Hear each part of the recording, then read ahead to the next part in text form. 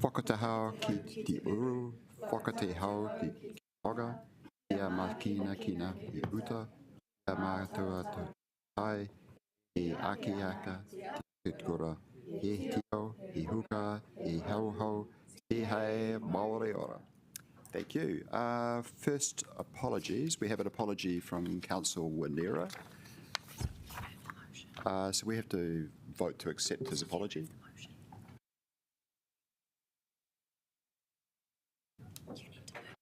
I've got to move a motion that we accept his apology, and Councillor Matthews will second that. So could we just vote on accepting Councillor Wanera's?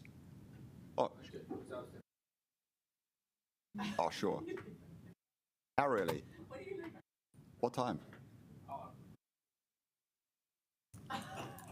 This meeting was only going to last half an hour.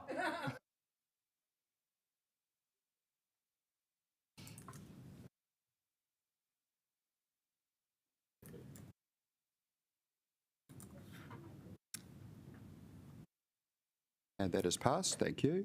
We have. Does anyone have any conflicts of interest? No. And the confirmation of the last minutes. I move the motion. Councillor Matthews will second that. Can we just vote on that one?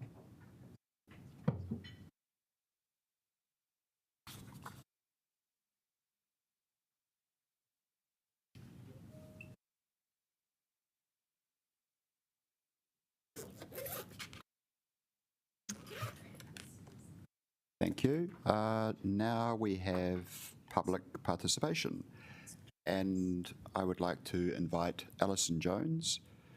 You have 5 minutes to give us your views about Wheelie bin collection services. Thank you. Infrastructure Committee, Alison Jones. I'm getting in early. I know there's consultation under the long-term plan for the proposed wheelie bin and organics collection service is a great one for tackling climate change. It realises the zero waste minimisation strategy and gives waste workers increased safety through a low intervention method of collecting bins. This Kōrau is close to my heart. It's a passionate, low waste, soft plastics recycling nut. It is, however, not an equitable or fair scheme. A significant group of residents who live in large multi-unit apartments won't get this service. The Wellington City Council plans to investigate how to provide them a service, 2027 to 2037, as they currently get a private service. This residential group is only going to increase, as well as new builds that are built right up to the boundary limits, with no room for bins there, mostly. The current 24,000 users of recycling bags who live in steep, hilly, narrow, welly-centric suburbs won't be eligible. They will pay the targeted rate and receive rubbish bags and recycling bags. How many rubbish bags? How will they be distributed? The low-waste residents will be disadvantaged as they will use less rubbish bags per year than the Tonkin-Taylor estimate of households 1 bag per week, equating to $182 a year. For myself and others who compost, recycle, reuse, and others like myself who scrooge out the bags to 12 or 15 per year, it's $54 a year. And we roughly pay 2.5 more for the rubbish bags alone, and more for the estimated $258 resident cost per year. The proposal recommends a targeted rate of 4.2% to be applied from mid-2026. Please keep this proposed wheelie bin collection service user pays with prepaid bin tags and the rubbish bags for everyone's own waste usage. The proposed figure is bound to increase, given past WCC estimates of infrastructure projects like the library and town hall.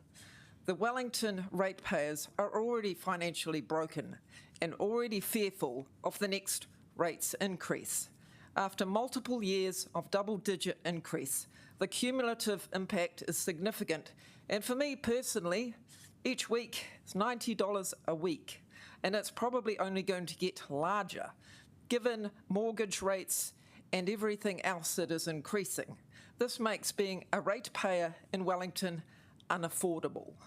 The long-term plan references sustainability, equity, and affordable housing. Affordable housing for who? It certainly isn't the Wellington ratepayer. Thank you. Thank you, Alison. We've got a few questions for actually. Alison, would you like to come back and I've got an overarching question. So you're saying the people who actually really manage their waste really well now, like yourself, are going to effectively be penalised by going into the new regime? Yes, we're going to be subsidising the higher waste users. Yep, I agree. Councillor Pannett. Thank you for your submission. We're well aware of your concerns, but you are aware that we are definitely thinking about the multi-units, and we are thinking about ways to reduce costs for low waste people as well. I know it says sort of targeted, but just from reading the September 23 Tonkin and Taylor in the most recent long-term plan, it looks like it will be a rate that we applied to everybody. It doesn't look like there'll be any adjustment for those who get the recycling bags. From what I can read, it just seems to be a bit vague on that detail. And are you aware too that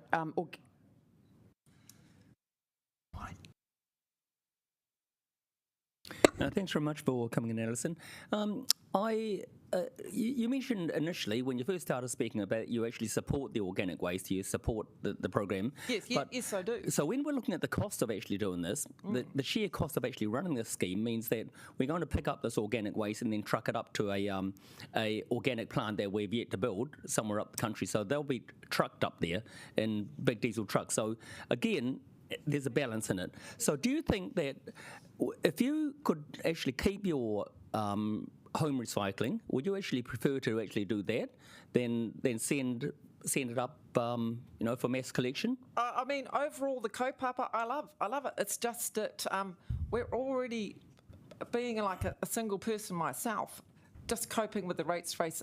If it wasn't on top of all these other large increases, I think it's great. Yes, I've read the $70 million proposal for the organic. I think that's great. It's going to be a combined thing between the four councils. That I've gone over it. But yeah, I think the plan overall is good. Were it not, I mean, yes, I can see Wellington City Council amongst all the others in New Zealand, we're the only one that currently do user pays. I think somewhere in Auckland is changing to applying it to residential rates. Sorry, Alison, we're running out of time, but Councillor Randall's got a quick question. Thank you. I have just a quick question.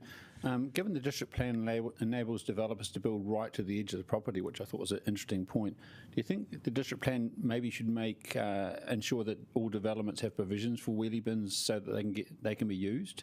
Well, I think that's good because, I mean, just recently reading about sort of a new development in, 28 Road Street in Newtown.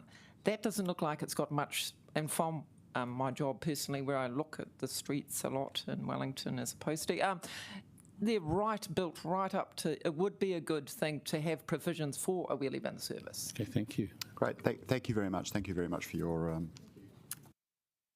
Yes. Great. The next topic is... Oh, sorry, we've got another group. Sorry, I didn't realise we actually...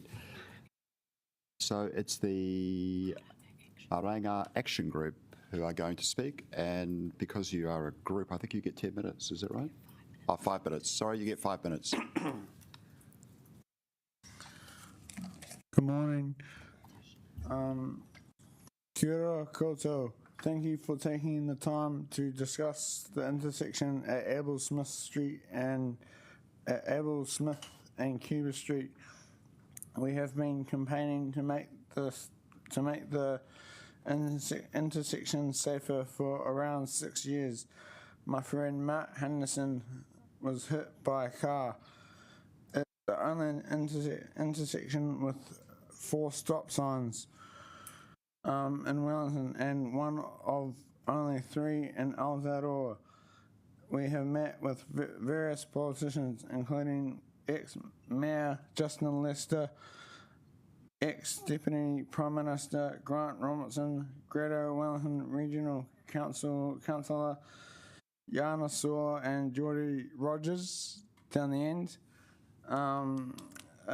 from the council, who has been very helpful. They all agree with us that this intersection is unsafe, especially for the vulnerable members of our community, such as those who are visually impaired, those who use mobility aids, those with disabilities, the elderly, and our tamariki.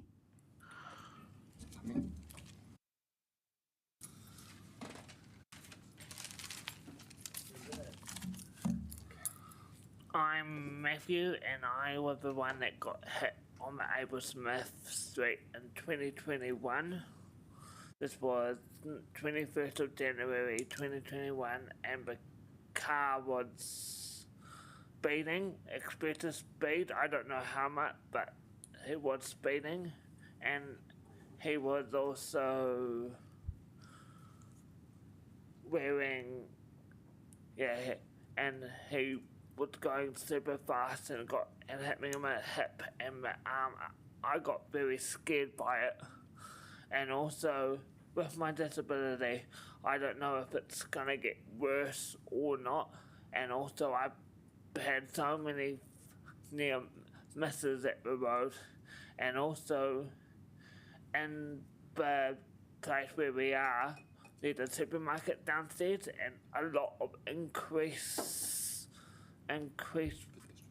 pedestrian crossing, and we're just worried that someone's gonna get hit one day. Thanks, Matthew.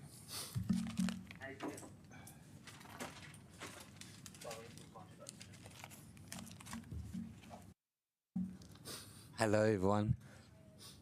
Hello. I'm talking about the thing for my girlfriend.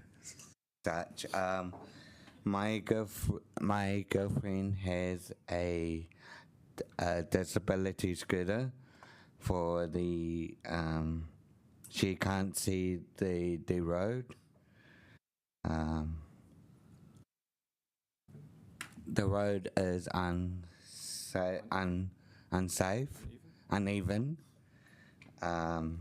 It is hard to see the cars, and the cars coming around the corner. It's hard to feel it's hear the cars. Okay, thanks, Adrian. Thank you.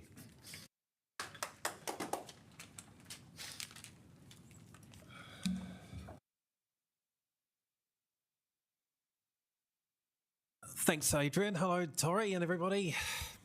Cars do not stop at stop signs. Cars drive well over 30 k's, well over speed limit. We are not the only group to organise a petition to make this intersection safer. You only have to wait up to 5 minutes before seeing a near miss. Thank you. Over to you, Tess Francis.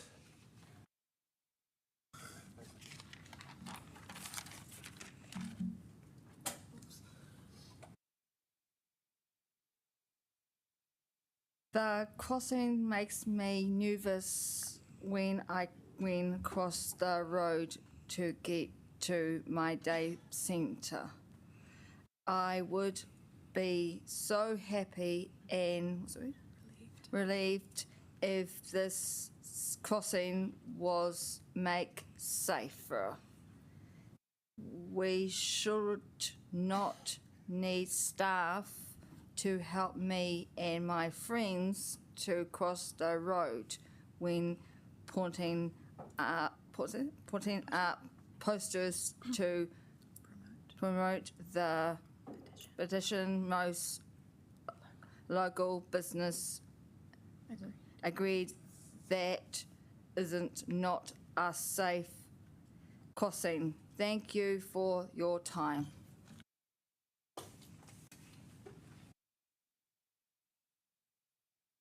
Are there any questions? Councillor Chung. Thanks very much. And I understand the absolute need for safety, and we all want to protect people crossing the roads. But there are stop signs there at the moment. So if we put in a crossing, do you think that would actually make cars actually go slower or stop there? Because with a stop sign, they have to stop there anyway. Yes, because there's been a lot of talk about this this section causing a lot of grief for people within it. So it's supposed, and of course, elderly people and impairment people, and we really would like this to be in this section to be completely upgraded, particularly having traffic light. It's stopping traffic and also having the crossing light. But we want to get this message out to is that look both ways before crossing, because that's why we keep telling children that all the time. Yeah, okay, Ray. Just have one more. And then Okay, so intersections are inherently dangerous and a place for accidents. So do you think that if we put a pedestrian crossing further back, away from the stop sign, away from that intersection, would that make us safer? Because then the cars would actually have to slow down for the crossing as well as stop at the stop sign. Would that actually be a better solution than putting it at the intersection? I think it's best the solution is put traffic lights in that so we can cross safely, and also as well as looking both ways before stop signs, make sure you don't use your phone and also wear your headsets at the crossing. Great. Thank you. Councillor Rogers. Yeah, my question was, there was some discussion there about the difficulty of there being bumps in the road and sort of getting down onto the road and then getting back up. I was wondering how important it is for your community to be able to cross from pedestrian footpath to pedestrian footpath without having to go through those hurdles with something like a raised element. Yeah, well, I understand that's quite popular throughout Europe, having that raised platform, and a lot more cost effective than traffic lights, which I understand could be very expensive. But a raised platform or a zebra crossing, whether it's at the junction or further back, but anything than what we've got at the moment, which it's not really safe just now. So, yeah. Thank you very much. Thanks very much, guys. Thank you. I really appreciate your submission. Thank you. So, in accordance with Standing Orders 19.1, I will now reorder the agenda to be considered in the following order. So we will start with the petition for the Cuba Street and Abel Smith Street intersection safety, and then do the electric vehicle, the two parts of the electric vehicle, the public part and then the confidential part, and then the RMA submission, and then the decision register. So it's just a bit of a restructuring of the timeline. So please welcome. Oh, sorry.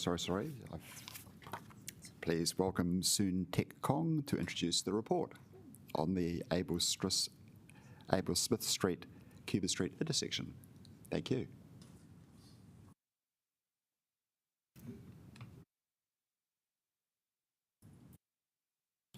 Good morning, Chair, Mayor, councillors, and EV members.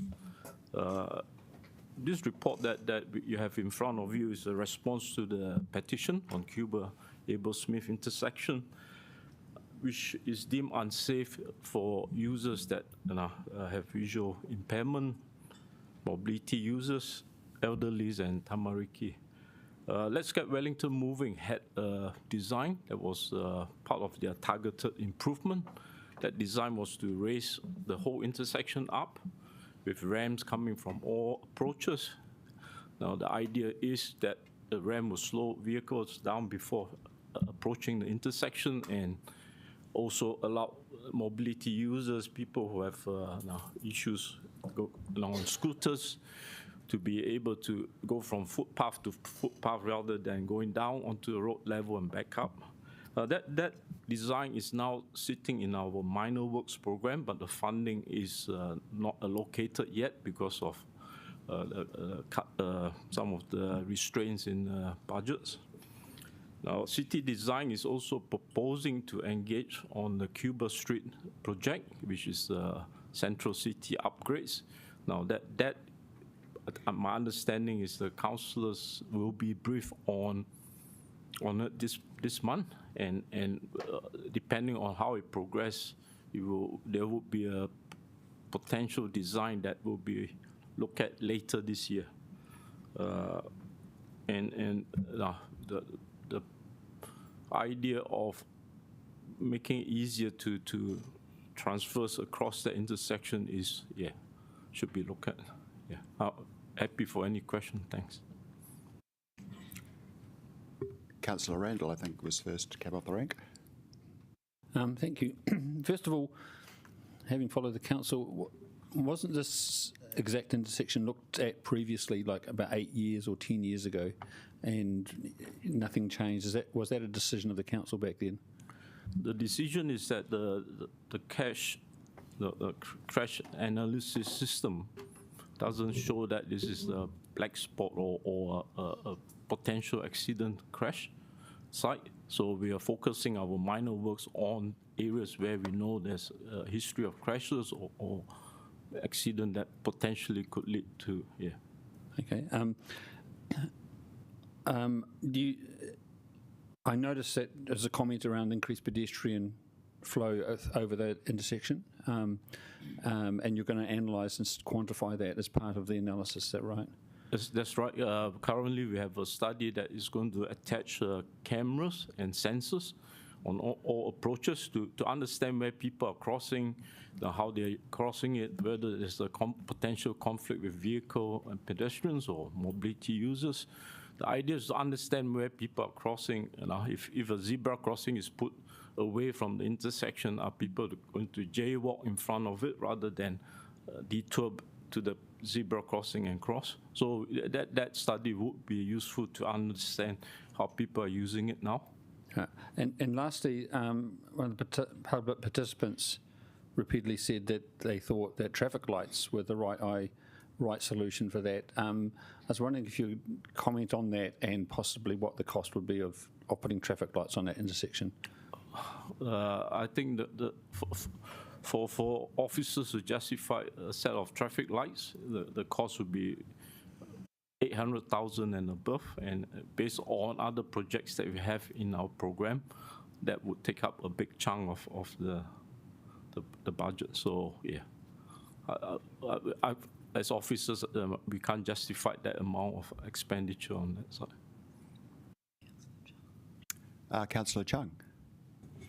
Thanks very much. I have a few questions regarding I understand that you're looking at raising the whole crossing so that it's easier to cross from the footpath, so it's the same gradient. But if you actually made a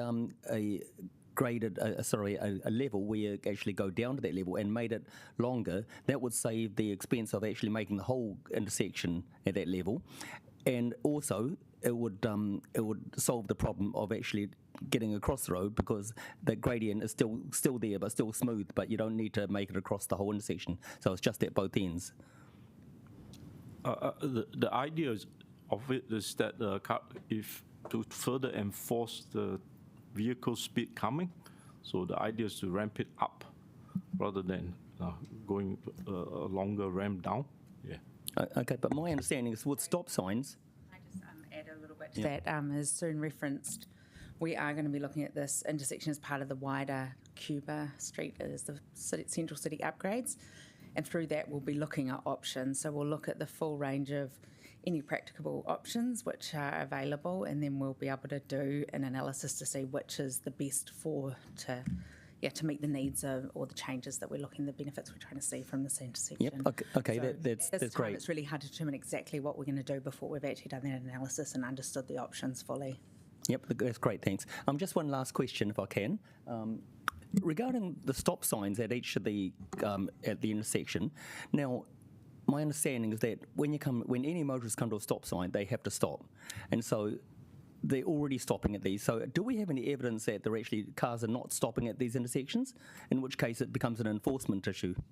You're right that the stop sign requires drivers to stop and check before they proceed. Now, depending on the driver behavior, some stop longer, some momentarily. So as far as our observation have shown is that drivers are behaving safely there, at the intersection. And also the study that we're going to conduct is going to highlight what that issue will be, whether people do not stop. Yeah. That's great. Councillor Rogers. Yeah, my first one might be for Vida, but it was just around what year we were currently planning for those Cuba Street works to be investigated and implemented.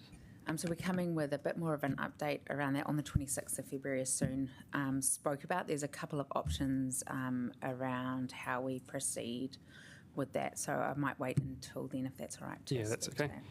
And then just in terms of how we were going to view the way people currently move through that intersection, I was wondering how we were going to incorporate some of the experiences that people have had and kind of talked about today and merge that with some of the, I guess, more abstract data that might miss some of those points and differentials about how different people navigate the intersection. Yeah, I can maybe just speak to that as well. As part of that project, we are planning on doing some surveys, asking people how they use the area and what works well and what doesn't work so well for them. And then also we will be also thinking about doing some public space studies, which looks at how people move and dwell in the space. So really taking both a transport and a people public space lens to it.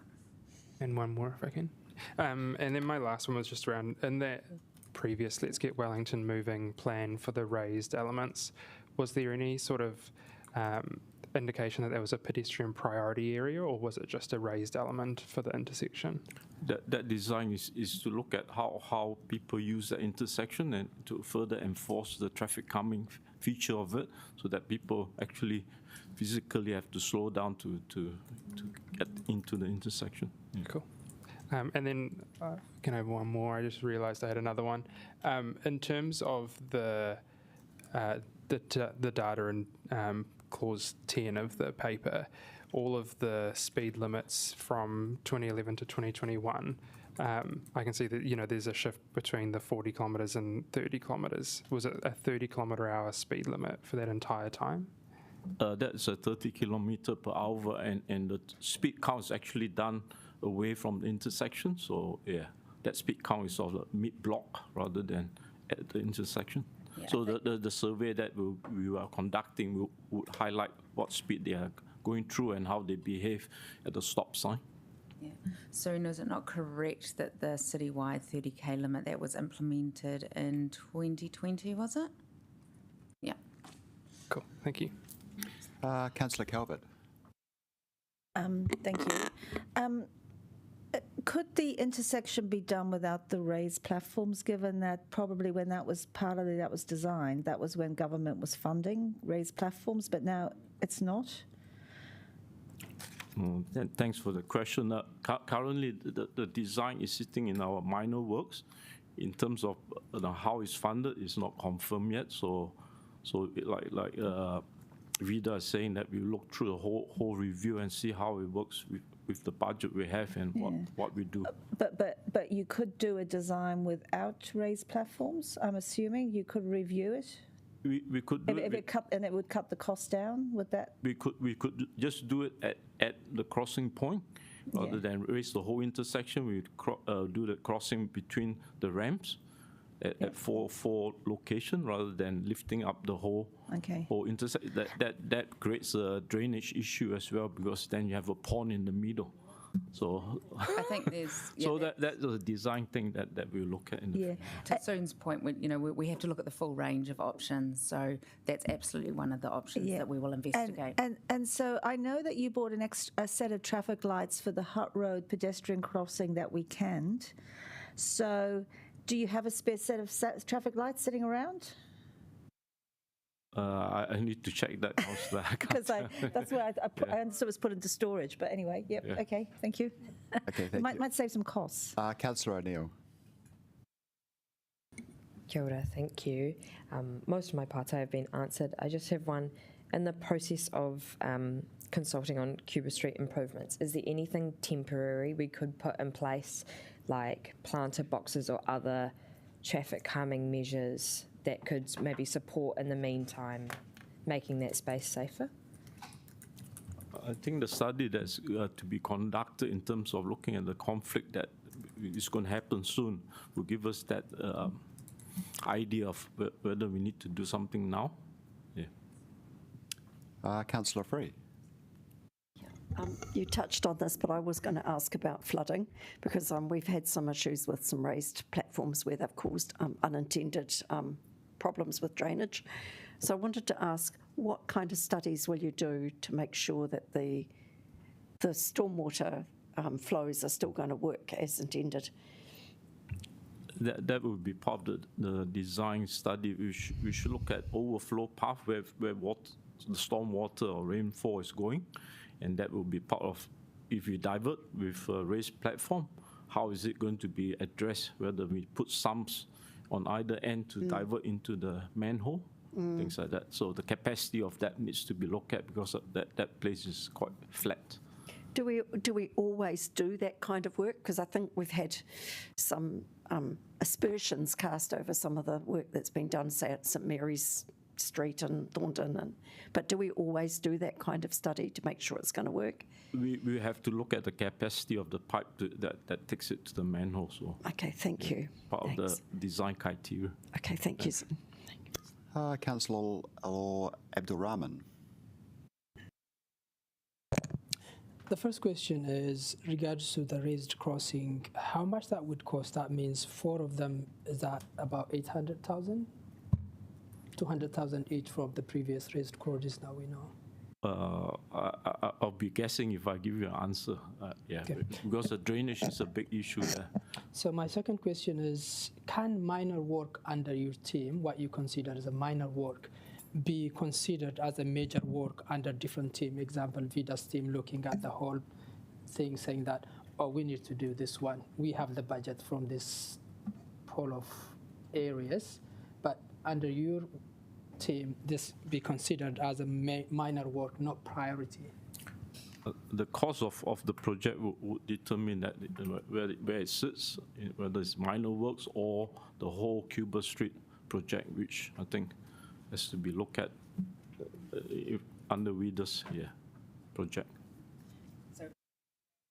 My team, we work very closely across that, and each year we go through the minor works or the low cost, low risk programs of work, and we prioritise them based on a number of categories. So at the moment, as Soon said, this isn't at the top of it because it's not one of the hot spots that we're identified, the 10 intersections throughout the city, which we're focused on for those safety improvements.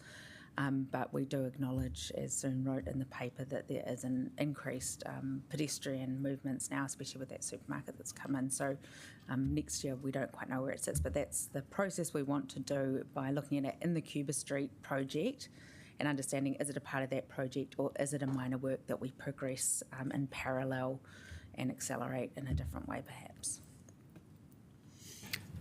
One more, Councillor Barr. So is there any way, a cheaper way of doing those things, example would be where the Island Bay School requested for a bit of raised crossing around the school, and I'm not sure if that was just acted on, but there was a proposal to do in a cheaper way, I don't know, 30 or 60,000. Something similar can be tried. I think, Councillor Abdul Rahman, I think they've actually answered this question. I mean, they've said they're going to look at all options. So they will be looking at cheaper options because they're going to look at all options. That's what's going to come back when they've done the Cuba Street review.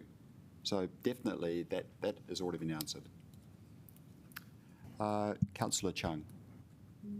Just a quick question on the definition of minor works. Is the definition of it pertaining to a small amount of work, or is it pertaining to a priority, or both? Currently, the minor works is there's a fixed budget, and central government has even reduced that further. So the top projects in the prioritized list will get addressed first, rather than projects that are further down.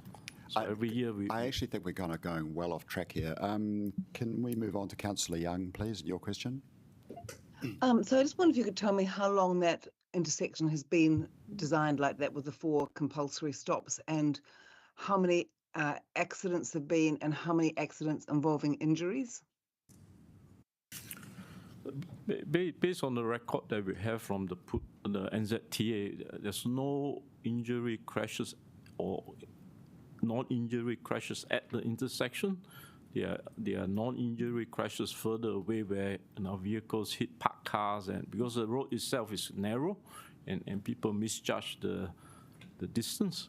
So that intersection has been in place since 1980s. So that's been operating, from the officers' review of the data safely.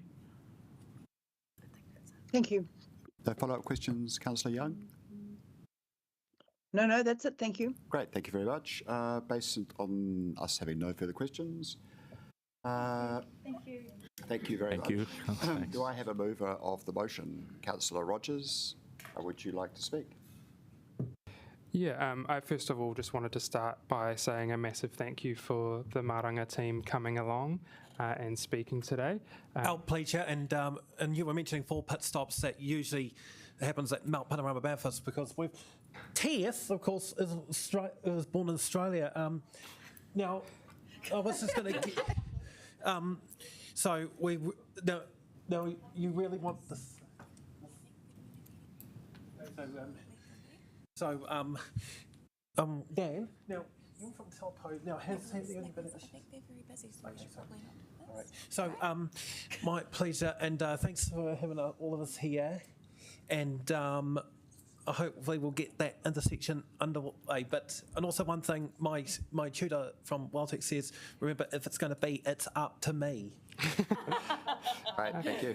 Councillor Rogers, you want to finish? So as they said, this has actually been a very long-standing issue, far longer than I had been elected, and even going back not just to the previous triennium, but to the triennium before that. And so, this is an issue that this community in particular has continued to raise with us, and they made it very clear when they first started advocating for this intersection that it was dangerous. And we have heard today that since they started advocating for that and warning us about that, they have had an incident there where there has been an accident. And I think it does go to show that the data we are collecting doesn't tell the full picture. And this has been reported nationally as well, that particularly incidents with pedestrians are underreported in our CAS system because there isn't a police report, there isn't an insurance report. This intersection, which I do happen to live nearby, has had a massive number of people start to use it since the supermarket has gone in as well. And I think it is really important that when we are talking about the ability to get around our city, we're talking about everyone's ability to get around our city with independence as well. Anyone who is going to their supermarket or going to their daytime activities should be able to expect to do that just as easily as I can or anyone around this table can, without the fear of having to be coming into conflict with vehicles, particularly when they've been raising that fear for almost 6 years. As we've heard from some of our council officers as well, there is a very opportune moment for us to be looking at this intersection and working it in with some of the other things we're already doing. We can look at it holistically. We don't have to look at it as an individual. We can think about the way that people use Cuba Street in a way that everyone can use it with full independence. And so I do think it is really important that as a council, we finally, after 6 years, take a stance and say, yes, this is work that we want to do. So I really do look forward to your support for receiving this petition and continue to look forward to your support when we go through that Cuba Street process and really do think about everyone's ability to get where they need to go in the city. Thank you. I think Councillor Annett would like to second and would like to speak as well. Thank you. Very briefly, because Councillor Rogers has done a great job, I'd like to thank the submitters too, and I would like to particularly apologise, particularly to the submitter who was hit by a car, because as Councillor Rogers has noted, we have been trying to... You're driving the car? So, that would be highly illegal, and Councillor Brown, that is really inappropriate and unhelpful. We have been dealing with this since 2016. We haven't managed to come up with a solution, so I think it's time to do that. The other point I'd just like to make is that, unfortunately, all these sorts of road safety issues are a result of our car-dominated culture. And so we spend all this time trying to mop up the mess, which is really problematic, and we need more money to do it because we've designed the system incorrectly in the first place. And unfortunately, people who really need to be safe on our roads are sometimes the last to be remembered. So we're just saying we're going to thank the petitioners got my commitment that we will do something this time. So let's make that happen. Thank you. I think we're now on to debate, and Mea Whānau would like to actually add her bit. Kia ora koutou. Thank you to our submitters. Really wonderful to hear from all of you and just fully support those concerns and any work being done around this intersection. It's also my neighbourhood too, and so I'll come from the perspective of a pedestrian / scooter user. So when I get to that particular intersection as a scooter user, it's actually quite terrifying, because what happens is the cars get to the stop signs and everyone forgets what the road rules are, and then everyone just stares at each other, and then someone decides, I'll go, and speeds up. So, you know, we've got that problem of people going too fast, but as well as people, it becomes a bit of a gauntlet. You see pedestrians also running across the street, not knowing what the drivers are going to do. So it is just a super confusing intersection. So as we create more housing in the city and really continue to revitalise and get more people in the city, it's important that that particular intersection is dealt with. So thank you, everyone. Councillor Matthews. Yes, just very briefly, I want to again thank the good people who have come from Maranga, and it was my, yes, great to see you, and it was my pleasure. I visited your centre too. You were so good with your lobbying last term that you approached me very early, and probably a bit too early, that I didn't have the skill set to maybe do what Councillor Rogers has done and encourage you to make the petition. So, but I was also working with Grant Robertson, his office, about, I know that he was advocating for your cause as well during the last parliamentary term. So I want to sort of express my appreciation. It's great to see you at council, and I hope you will come back, and hopefully you come back because we're doing something about the issues there, and that is my intention, to put your thoughts into action. So yeah, and thanks to Councillor Rogers for working with you on the petition. Yeah, great to see you all. Thank you. Councillor Randall. Yes, thank you. I also want to thank the petitioners for putting this forward. It has been brought before us, and we do need to look at this again. Someone who really lives on the data and actually circulated the crash data to the councillors, yeah, this intersection doesn't look like it's an accident-prone intersection compared to a lot of the others, but I think this is where the officer's approach is exactly right, to go and receive what the public have been saying and recognise in a low-speed area, in a pedestrian area, there could well be accidents that aren't really being reported. And so we've got to look at this, get some real-world data by looking at what's really happening. I think there's also, we've got to not be too hard on our criteria. They should be starting points for decisions, not the end point. I note that in this area, every intersection around this intersection has traffic lights. And so part of the problem could well be drivers who aren't used to the city all of a sudden coming to a stop sign when they're used to driving along the whole length of the road with traffic light support. And of course, there are more and more people in the same area that needs to be recognised. So I support what the officers are doing. And I do hope that I look forward to getting some feedback and maybe some solution options to help make sure that this whole area just sort of settles down to being a consistent, safe area, and especially for pedestrians, because they're, in my mind, in all our minds, is number one. You know, we're a walkable city. We don't need exceptions. Thanks. Thank you. Actually, I'd decide to add my 5 cents worth. I know it's cheap. I'm going to be very quick. And it's also just addressed to the petitioners. The calibre of the Wellington City Council staff who are interested in road safety, Soontek and Dennis, who you saw sitting at the front here, is extremely high. I mean, you're going to get some very high level of expertise applied to this issue, and I'm sure that they will come back to us, the people who make the ultimate decision, with really good advice, which I'm sure we will implement as our financial resources allow. But I think you can rest assured that your concerns are in good hands. So thank you very much for coming along today, and thank you for alerting us to your interests. But you can be certain that our team are going to be factoring all of those things in when they do the whole Cuba Street review, which is, I'm sure, something which we're all looking forward to. So thank you very much. Geordie, you have the right of reply. No, you want to forego that. So I now put the motion, which has been moved and seconded. Would you like to vote on that, please?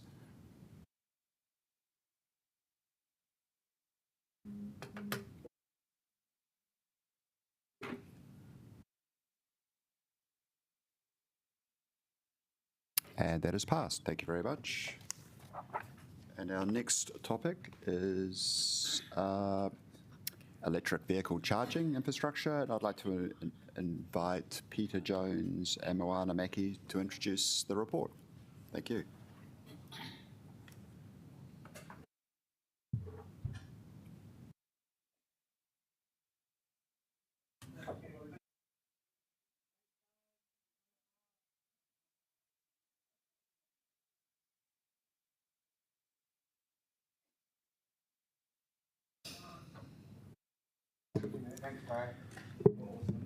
Kia ora, councillors. Morena. This paper is a response to the resolution brought about in the 30th of May 2024 Long-Term Plan Finance Performance Committee requesting advice on the costs and benefits of proceeding with the installation of 26 EV chargers as part of the Charge Up Capital project. That project was brought about in 2019 with the adoption of Te Atakota First to Zero, which included an allocation of $3.4 million to the installation of 60 EV chargers. It's the view of officers that the project has achieved its objectives ahead of schedule and the budget, and therefore we're recommending that the rollout of the chargers be limited to the 34 EV chargers that we've already installed. Thank you. Do we have any questions? Councillor Chung. Regarding these charges, it seems to me that that private organisations are actually looking at doing this, and also the central government is actually putting electric charges in. So I don't want to duplicate any effort from the council actually doing this as well. So of course there's always going to be a lot of battling over suitable sites for these. So I think that we should actually leave it for these other organisations. But I was talking to a Hastings City Council. Hey, Ray, is this a question? Can we just... Yep. Okay, so have you actually talked to other councils about whether they would actually like to take these and put them in? In Wellington? No, in Hastings. You wouldn't let me ask the question. The recommendation of this paper is to scale it back to 34 installed chargers and then allow officers to investigate the disposal of the remaining 26 EV chargers and the plinths on which they are mounted on. So after this resolution, we can investigate all avenues as to making the best use of the chargers, whether that's installation at our facilities, commercial sale in the market, or working with other councils to meet their objectives as well. Okay, thanks. Councillor Abdurrahman. Thank you for this. And since you bought this 5 years ago, I wonder if the pricing has changed and the technology itself changed. And are you planning to get what at least you spend on it? We don't currently know the market value of these chargers, but we're assured by our providers that these are still best-in-class chargers. These range of 24 kilowatt DC chargers. There's been some minor software changes for what we understand for the actual EV chargers, which can be updated, but the actual technology of the hardware still remains best-in-class. Councillor Free. Now, you nicely mentioned under budget and before time, which is, an important thing to remember. But I'm just wondering, with the sale of these surplus charges, are we anticipating we should make a slight recovery of costs? I know there'll be costs associated with it, but will it be a net cost or saving to council? We'll do our best we can as per our processes to recoup as much as possible from the sale of the assets. We will investigate all the disposal options. We may not get the full sale value out of them that we bought them for, but we'll certainly investigate as many options as we can to recoup as much of the financial investment that we made in them. Okay. Thanks for the answer. I don't think there was any problems with that, but remember there is a PX part to this discussion. So when you move into the financial conversation, it's quite important that it's not done in the public zone in case it in any way. I'm really just asking generally. Oh, no, I thought it was fine, but I just sort of view. I just think the public are probably quite interested in us not making doing as well as we can. Yeah. Are there no further questions? No, in that case, I'm happy to move the motion. And do I have a seconder? Oh, sorry, Councillor. Oh, Deputy Mayor Food, I should say. Do you want to speak, Deputy Mayor Food? Do you want to speak? Yeah, I would like to speak, actually. I just think this is a fantastic proposition which you put in front of us. I mean, it seems to me this has been incredibly successful policy, and I just love the fact that actually officers have instigated effectively a cost-saving measure by saying, you know, we've done the job before we've spent all the money, and we're going to actually come back and revisit the program as a way of reducing the council's expense. So, tick for the original proposition and tick for the flexibility and innovation which you've actually brought to the table to reduce the cost to ratepayers. So good on you guys. Councillor Dossroy, Deputy Mayor. Yes, just looking back at this morning, actually, under the lead of Kerry Prendergast in 2010, the Climate Change Action Plan actually won a Green Ribbon Award. And at that time, one of the actions was to support a consortium to upgrade EVs. So I guess we've been going at this for a long time.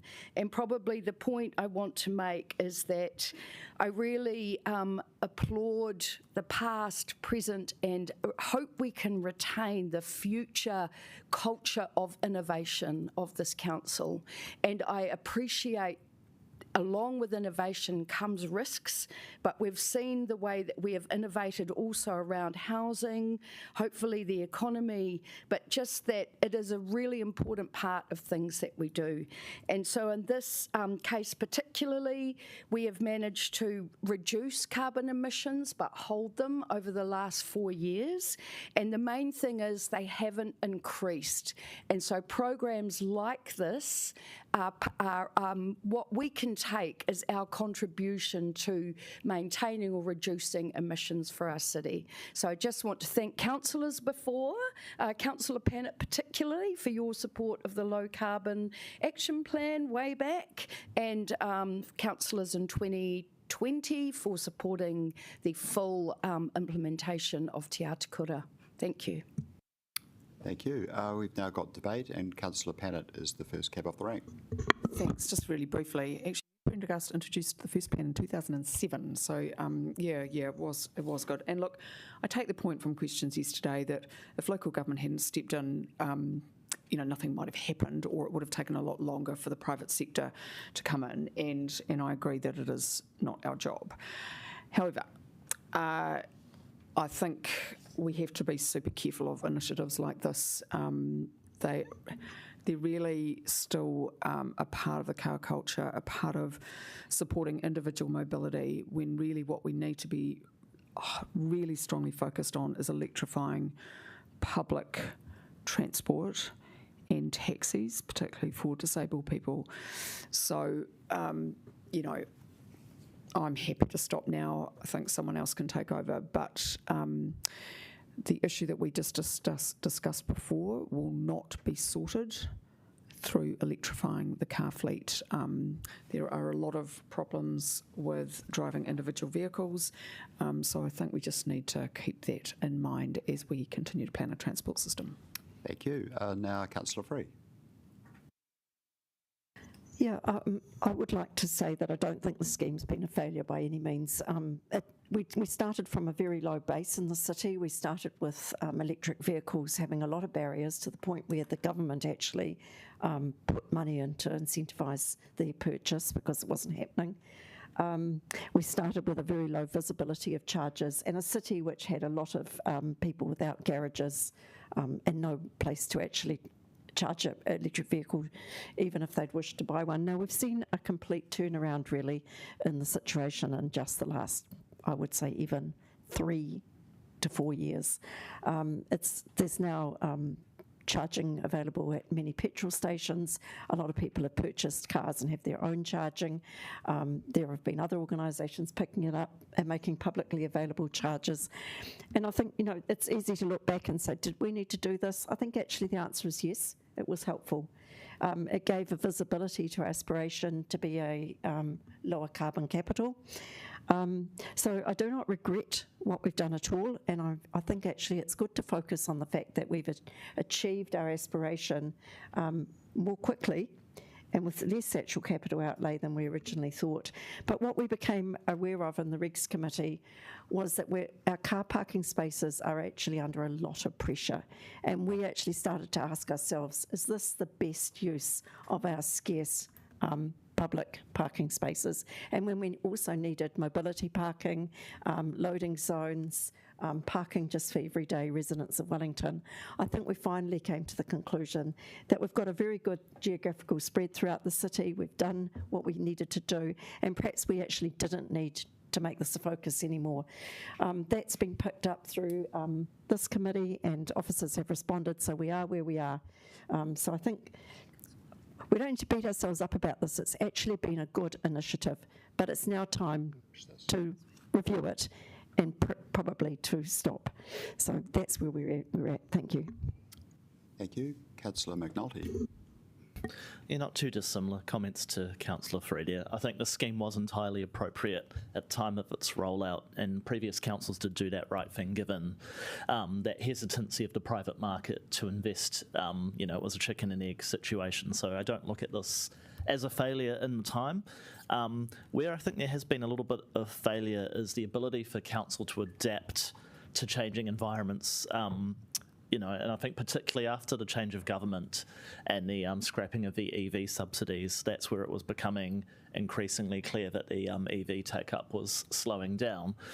I think possibly Councillor Freed downplayed it a bit, but Regs spent basically a year expressing some pretty solid hesitancy around these further installs, and the way we got this paper to here today was just to put a hard no on the installation of 4.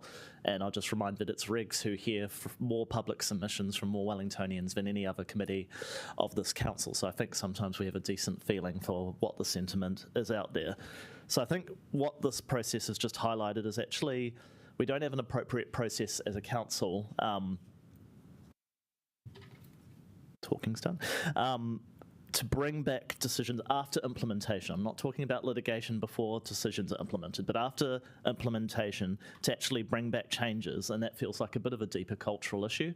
So I'd like this to be a little bit of a learning point about how do we actually, when the market changes, the environment changes, and we have decisions of council on the board, be more nimble, be able to adapt faster, and actually say, we don't need to continue with this line of work, or this is no longer a piece of a priority for us. I think that's just one of those continuous improvement things. It's not a political statement, but it's one that came through here. So again, I actually think this was an entirely appropriate scheme.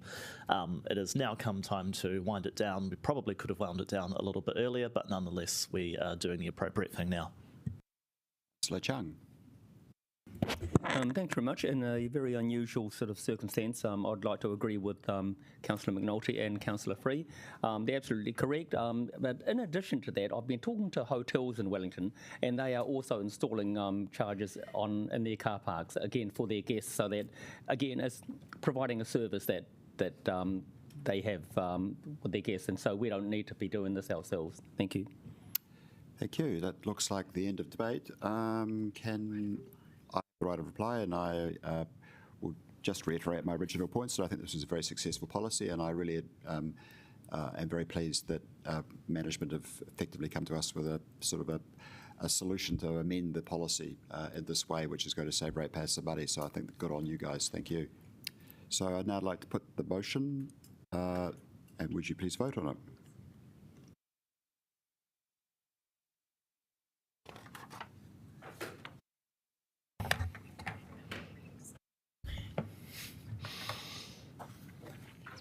That is passed, and we will just, before we have morning tea, we'll move on to the public excluded part of this particular discussion. So we have to vote on excluding the public from this part. Can we just have that? Oh, so I've moved it. I've moved. Can somebody, and Councillor Matthews will second. If we could just vote on that, please, unless there's, I presume there's no debate, no?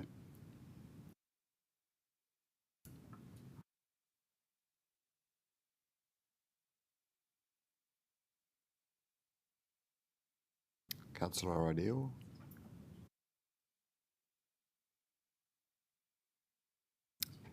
Thank you. That is passed. So we'll just turn off the machine.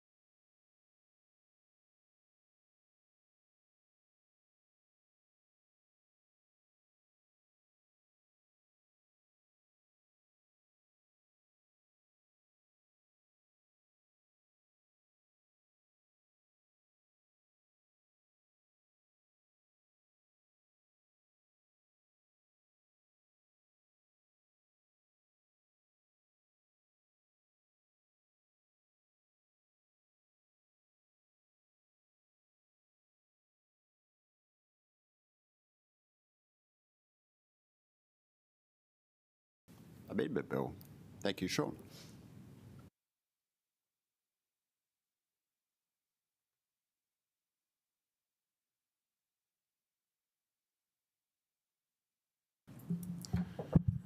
Good morning. Yes, it is still morning. Before you is the submission on the RMA bill. It is the second bill in a series of 3. You submitted on the first bill last year. The third bill is yet to be drafted. And this bill covers a whole range of matters, primarily dealing with process. They're set out in the sections. And given the council was briefed earlier in the week, if it's amenable to the chair, we can move to questions. Thank you. Are there any questions? Looks like the workshop we did was so successful that everyone's got them out of their system. So I am happy to move the motion. Is there a seconder? Go on, Councillor Randall. Thank you. Is there any debate? Thank you. So I have an amendment which we can put up on the screen. Thank you. First of all, I'd like to thank the team for their work on this submission. I intend to vote for it even if my amendment is not passed. That I think, but I hope it is, that I think it has done a good job of canvassing the issues and kind of left a few additional matters which are more of a political in nature and a decision or not to be made by this body. So hence my amendment, which deals with the medium density residential standards and just a little bit of background on the MDRS. This council in the previous triennium put a submission strongly in favour of those and particularly noting sort of the cross-party support that led to their development, which it's been disappointing to see kind of dialed back. But however, I think it is extremely important as a standard kind of minimum and consistent baseline for those metropolitan centres. So my amendment says it is our preference that it not be optional. We have used the MDRS in our district plan. I guess, and when I think about the nature of a standard, it is really important that it be standard, and that is one of the things that makes it have greater impact. If this is a right that can be enacted easily by property owners across the metropolitan centres. However, what my amendment does is give some options for what can happen if there is optionality, sort of helpful suggestions to the government about how they could introduce optionality around the MDRS while still fulfilling their other obligations. So that does mean sort of putting the criteria in place to ensure that councils have all of the information they need to make decisions, democratic decisions about zoning in their area, about making sure that they meet their obligations to zone for the number of housing that's needed, and also putting in some time limits, essentially because plan changes are expensive and lengthy processes that you could have councils following each other immediately opting in or out of the MDRS, and that actually would not give the certainty to either property owners, developers, all of those people to make sure actually that there is some sort of consistency and stability in the planning system. So yes, I look forward to your support. Thank you. Are there any questions? Either of Councillor Randall. It's just like to ask officers what would the whether or not this amendment would change what the officers recommend in terms of our submission, and what the impact and whether officers support this change. So yes, the amendment does change what we are advising the Select Committee in our amendment. What this does that the officer's recommendation doesn't do is deal with that question of successive councils choosing to opt in, opt out, opt in, opt out. The other thing that this does is it sits alongside what we have recommended around making pieces of clarifying how the pieces of the MDRS are made operative, so the individual standards. And so what this would do is those standards that were chosen as the in option, you wouldn't then be able to re-vote on. So I don't view that this conflicts with what we have recommended, but it is a substantive addition to what we have recommended. Sure, could I just ask you a question along the same vein, I guess, is that it does seem to me that effectively this is creating greater certainty by removing some level of flexibility, and I can understand, and it would strike me that greater certainty is highly desirable, so I may not have necessarily agreed with the original changes, but now the changes are in place, it seems to me that there are some real benefits in keeping the status quo for as long as possible. Is my interpretation correct? Yes, so a key part of the reason nations have planning systems is to provide certainty in the future so that they can provision infrastructure and that people understand what their property rights are.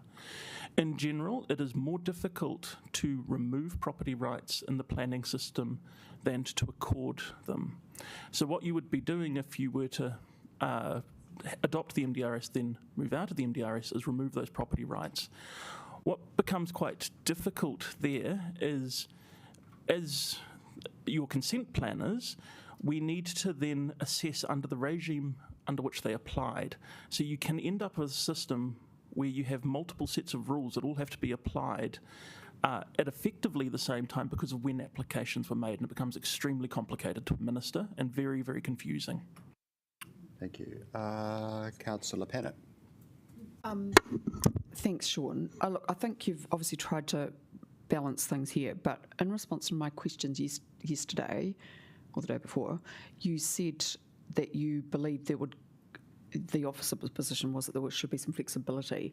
This amendment seems to be saying there shouldn't be, so they seem to contradict. Can you just clarify your position a bit more? So when I answered the questions on the MDRS, the questions were about the ability to adopt part of the MDRS, and so whether you could take, say, the height boundary standards and maybe the coverage standards, and then leave, say, the recession plan standard, something like that. So your ability to take bits of the MDRS and adopt it. That's my point, though, that this is saying we can't have any flexibility. No, this is talking about flexibility in time, not flexibility in content. So the officer submission would give you flexibility in content. This is removing the flexibility in time, or limiting the flexibility in time is probably a better way to put it. Are there any other questions? Councillor Calvert. You made a comment that this is quite a substantive amendment. Did I hear you correct? Or was that? Yes, it amends the substance of the submission, so it says something. Okay. So have you had time then to consider the impact of this on the rest of the submission? Yes, we have. And are you still comfortable it's in line with the rest of the submission? Yes, I'm confident it doesn't conflict with the rest of the submission. Okay. And another comment you talked about with MDRS was the provision of infrastructure. And I think with this city at the moment, we have got some real infrastructure challenges, and we know we can't improve the infrastructure across the city all in one go. No. And I'll use Kōrau as an example here. So given this restricts in time, and what happens, I'm concerned that having this amendment in place means that we might come to a decision and say, look, we really just can't do this here in Kōrau because of the infrastructure, the water infrastructure, and we need to send a signal. And is that something that could impact on if this was in the Resource Management Act? So, to your point about the growth capacity of infrastructure, that is why we have commissioned growth studies and are undertaking work to inform your next spatial plan to provide yourselves and the market with certainty over the city's ability to provide. And the reason why we have advised Councillor Matthews of a 5-year time frame is because I'm confident we have the 5 years provision. In that respect, you would still be able to receive that information in the next triennium through the spatial plan, make those decisions, then notify the appropriate zoning implements. Okay, and just one final question. One of the things we talked about earlier on, and what was just mentioning about space for wheelie bins for waste, waste collection, and so some of our boundaries or might not allow those to be stored sufficiently. So, having this amendment, would that mean that we may not be able to make changes within 5 years? There are different ways of dealing with rubbish collection, and there are rules about that, particularly for multi-unit apartment blocks already in the plan. If you are relying on side setbacks in order to get wheelie bins down the sides of buildings, those have already been largely removed from the district plan. So in that respect, that opt-in, opt-out vote that you would take initially becomes important if that is the strategy you wish to use to deal with that particular problem. Okay. All right, thank you. Councillor Chung. I guess what I'm concerned about this as well, or what I'd like to ask about this, is that because we don't have a crystal ball and we can't predict what's actually going to happen, isn't it better to retain flexibility for any future council to say that, maybe something, 100,000 people decide to move into Wellington, and so therefore all our planning goes up the Kaiba because we haven't planned to do this, so then we suddenly have to go and look at a different way of doing things. So would this prohibit us from doing that, or would it restrict us from doing this? If you were to have 100,000 people move to the city, you would have to start looking at much higher height limits and much more intense development. This amendment wouldn't limit that because you'd be moving into excess of the MDRS. I take your point about the uncertainty of the future. I can tell you as a planner, it is the bugbear of my life. But there is a bit of a trade-off between certainty and hope. If you're incredibly certain, you can't have hope. And that's the reason why... Hold on. I don't think that's correct. Do we have any religious people here? That's a personal one for me. Yeah. Just please. And so that's why the incremental nature of the planning system is there. There is a trade-off for you to consider as governors between flexibility and certainty. The more flexibility you reserve to yourselves and to officers, the less certain it is for people who want to do things, and the harder it is for them to understand what they should be gaining consent for and not consent for. Just to help answer that question as well, and Mr. Chairman raised this point earlier around certainty. One of the key bits of feedback we get from the development community about our consenting services is all they want from us is certainty and consistency. So certainty of when they're going to get the consent so they can plan and invest, and consistency in advice and direction. Uncertainty, to Sean's point, more flexibility is problematic to the development community, and in terms of the climate for the city and increasing housing supply, it's important to keep those two things in mind when thinking about setting direction for the city. The market asks for certainty and they ask for consistency from us, and that's how they can get on with delivering housing for the city. Thank you. Councillor Padditt. Sorry, I might be dancing on the head of a pin, but the amendment does say in full or part. So that's where my question really was going. So it does talk about removing, whereas I'm talking about amendment. So it just means if that part, it does change the meaning potentially. Yeah. So what that would do is the part of the MDRS that was adopted, you wouldn't be able to change for 5 years. But we've adopted it all. We have, but you will remember you'll need to be taking a vote if the bill was to pass and in its current form. Yeah. And you then have to make a choice as to whether to opt in. Oh, okay. So there is another. Okay. Yeah, okay. That's helpful. It's a bit of a stepwise thing. So just imagine a step each time you read down the amendment. Okay. Councillor Randall. So, how long, when will this, if it goes through, when is it expected to be enacted? The Select Committee, from memory, is going to sit in March. So I would expect it to be before the House, probably with enactment by the end of the year. Okay. It's always a bit difficult to tell with legislation. Okay.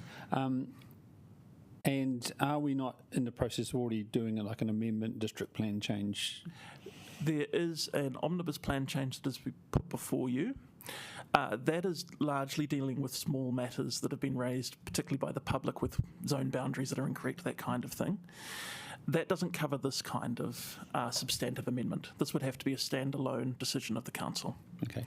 And the Act, we talked a lot about our city, but is the effect of the Act just on Wellington City, or is it the whole, all councils? Are we actually saying should be the rule for every council in the country? It is, and the Act covers the entirety of New Zealand. The reason for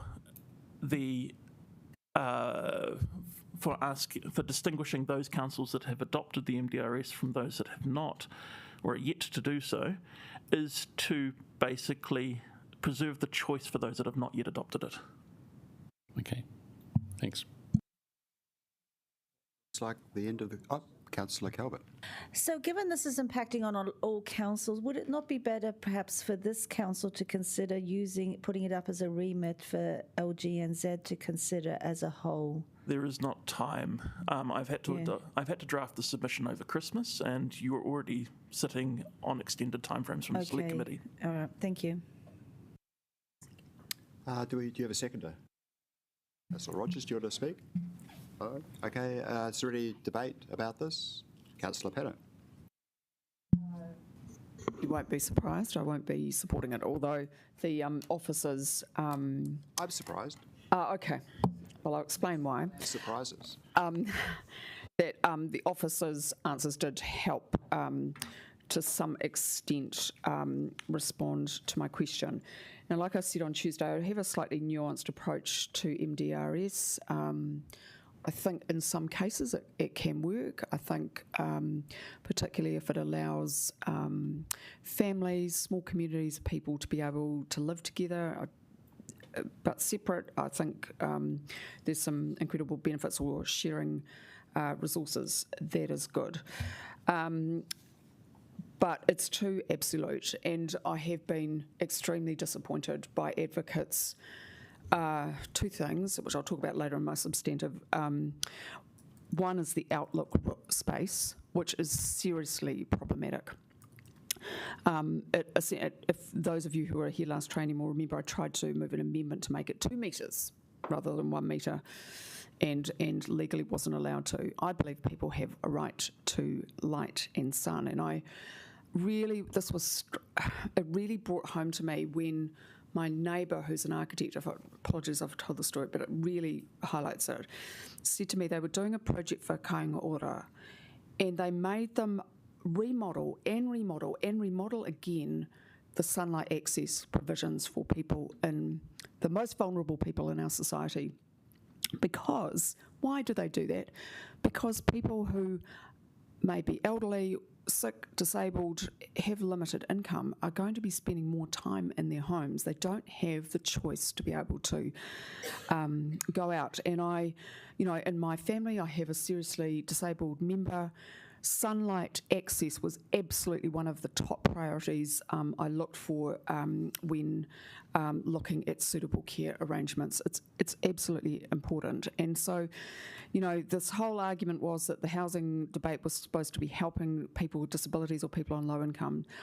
I actually think in reducing the ability to provide for amenity is extremely problematic. I think I take the mover's point that you do need some stability, but there has to be some level of flexibility to meet this.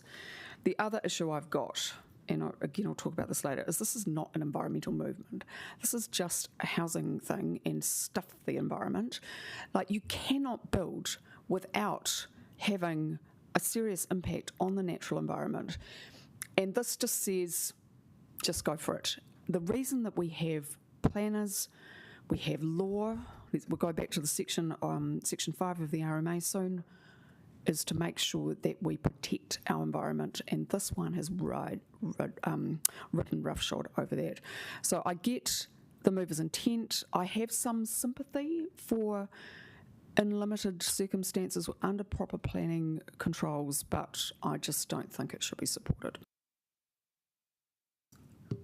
Councillor McNulty.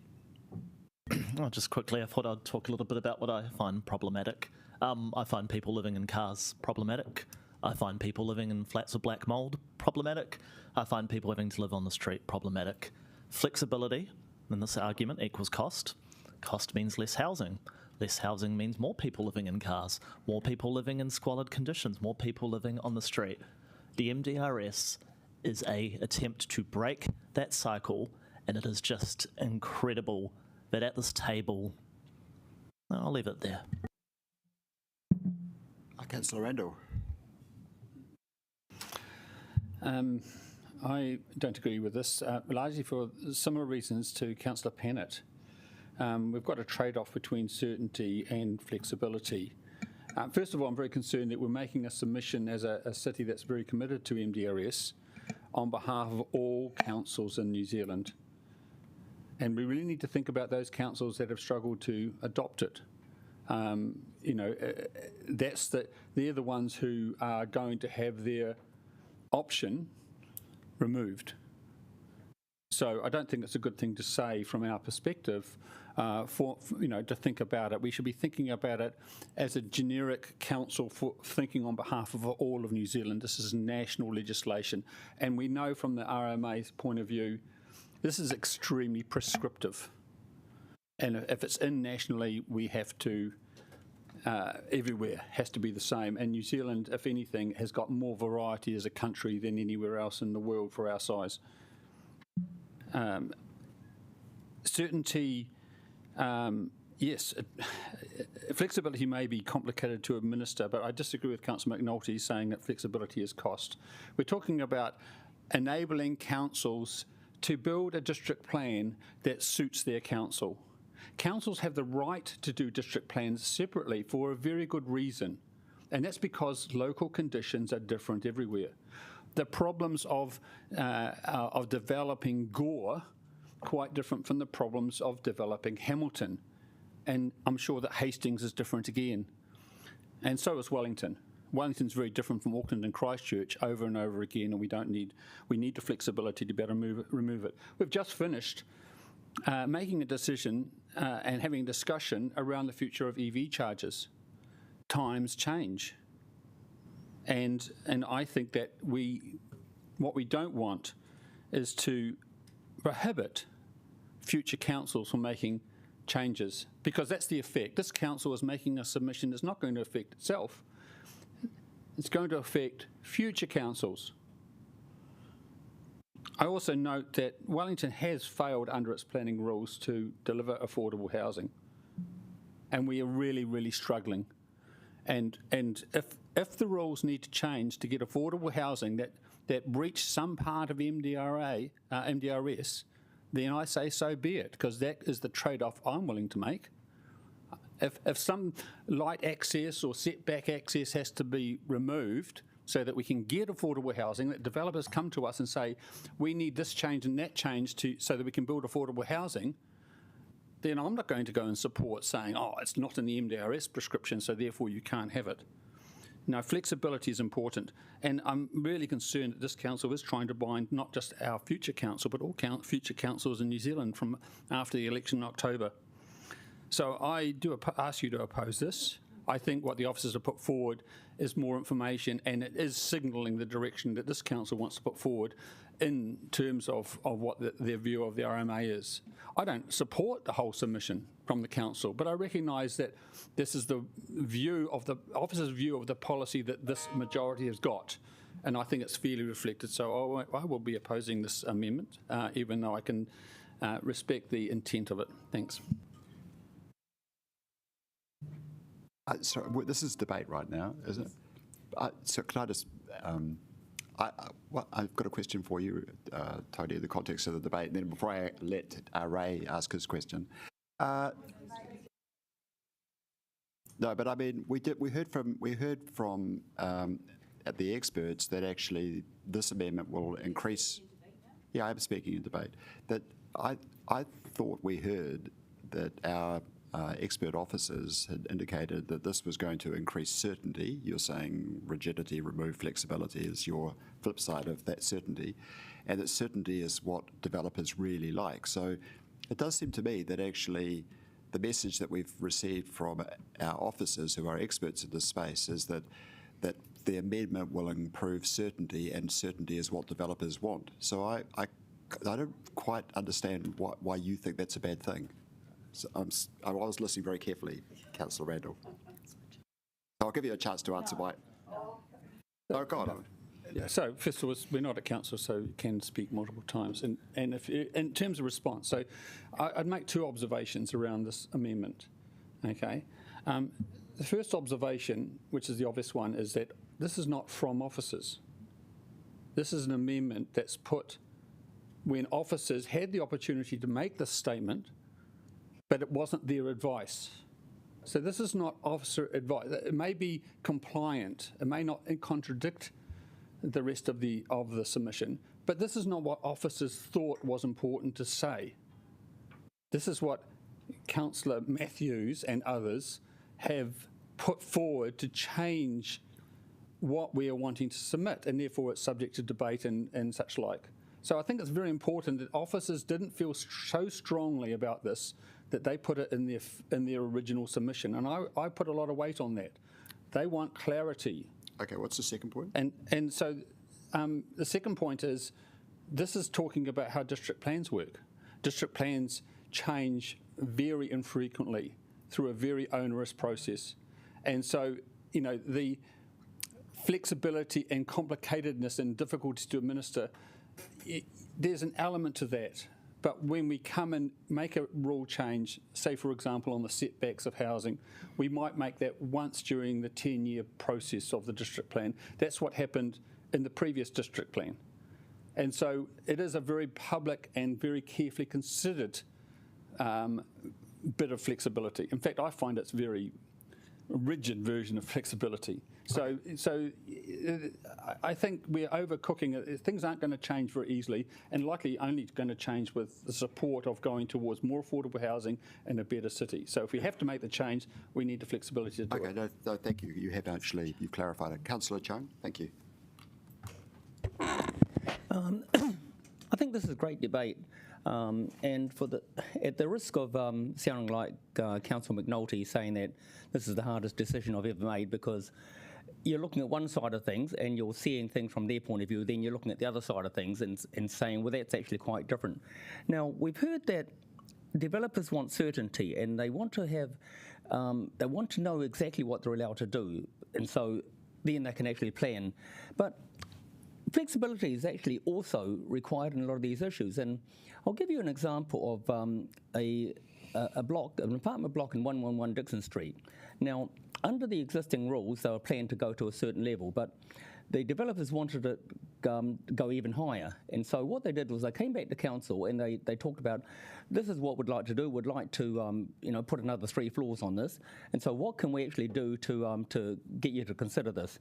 And so council officers worked with them, and the agreement came that they would give a piece of their property behind the building, I think it was Farmers Lane, to council, and council can actually use that as a public road as an access. So it worked, and so in exchange for that, they got an extra 3 floors on the building. So I think that was a sort of deal that is a win-win for the city, because the city, the council city, gets an extra access way. They get the roadway behind this building. It didn't make much difference to us whether there's another 3 floors on this building or not, but it's just an example of the flexibility that we can actually apply. No, so I can't see how that sort of discussion and debate and negotiation is actually a bad thing. So that's why I would like to see more. I would like to see us retain that flexibility for council officers to say, if there's something to be gained for the city, then why not do it, even if those planning rules don't apply. But on the other hand, I know that yes, we want surety. Developers want surety on what they're allowed to build in certain places. Now, I've talked to a lot of people. They say that According to the planning rules, we have to build to a minimum of 6 stories. However, they said the cost of building to 6 stories is significantly more expensive because we've got to put in more lifts, we've got to have extra costs added to it because of the height of the building. But we would quite like to build a 3-story building because the costs are less, and so therefore the housing units, or the units being sold there are cheaper.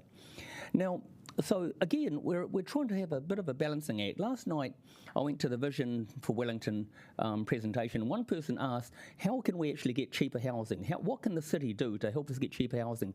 And I think it's a perennial question that many of us are asking. How do we actually do it? And so we do it by having flexibility. If our rules are so rigid that we can't actually do things a less expensive way, then isn't that a negative thing for the city?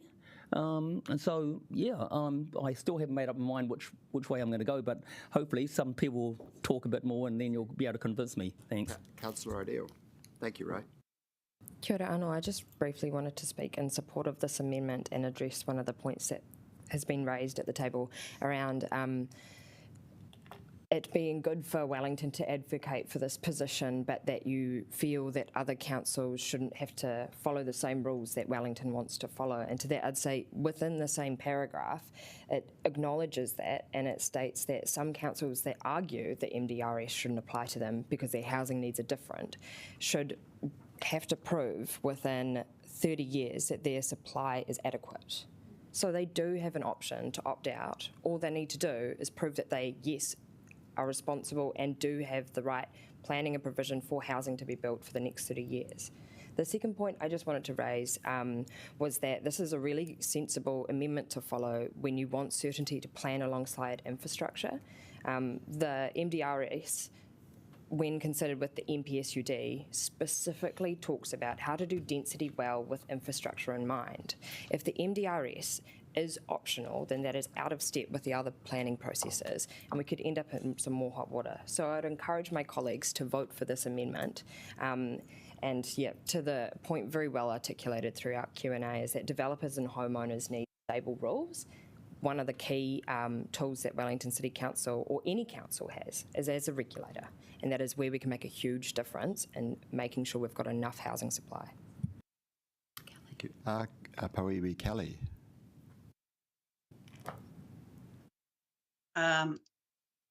Thank you. So this is debate. I just wanted to make sure.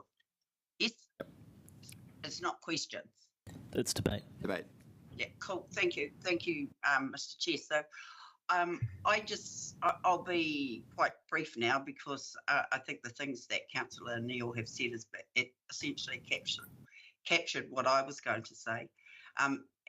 But I'm not sure why some of the comments are being made, because I think we're losing sight of what this really is. This is a submission that we are making. It's not even going to be the final decision. It's not going to be our decision to make. And I support the submission. I think it gives certainty, not only to developers, but to property owners about what they can and can't do with their property. And I support all the other things that Terry has just said to us also. The one last comment that I would like to make, though, is when Councillor Randall spoke about what he felt the officers had said, what Sean had just said to us, that's not what I heard. And I think too that when we're given recommendations, that's exactly what it is. It's an officer's recommendation, but it is a decision that council make, and I would ask that those around the table do support this amendment. I think that it just expands a bit more on the things that we've put in our submission, and I think it's a good thing. Thank you. Councillor Calvert. Thank you. All I can say is we put a lot of effort into this, but actually, is it actually delivering more homes? I mean, we've just seen today all the fast track applications are all outside of Wellington City. We know our building consents are down in comparison to other parts of the region. And look, I appreciate the sentiment of this, but I don't want to restrict the democracy of local government any more than what it's already restricted. And we need to keep flexibility. The officers drafted the submission. This is an additional aspect to this, but it's being put before by governance. So officers neither confirm or deny, other than just saying we can put this in here. So I'm not going to support it because I don't believe that it's going in the end going to make any material difference. I think, as one other councillor alluded, getting a change within 5 years, probably for anything by this council, is really difficult. It's taking us 5 years to determine about EV chargers and before we even make a decision. So I don't think, whether this is in or not, I don't think it was really going to make any difference. And plus, we shouldn't be putting something in that's going to impact on other councils. They're doing a better job than us, so I don't think we should be telling them how to do things. Thank you. Yeah, I think one of the things that has perhaps been lost in the debate for a couple of members is the way that the planning system works, and it is developed on a system of permissibility.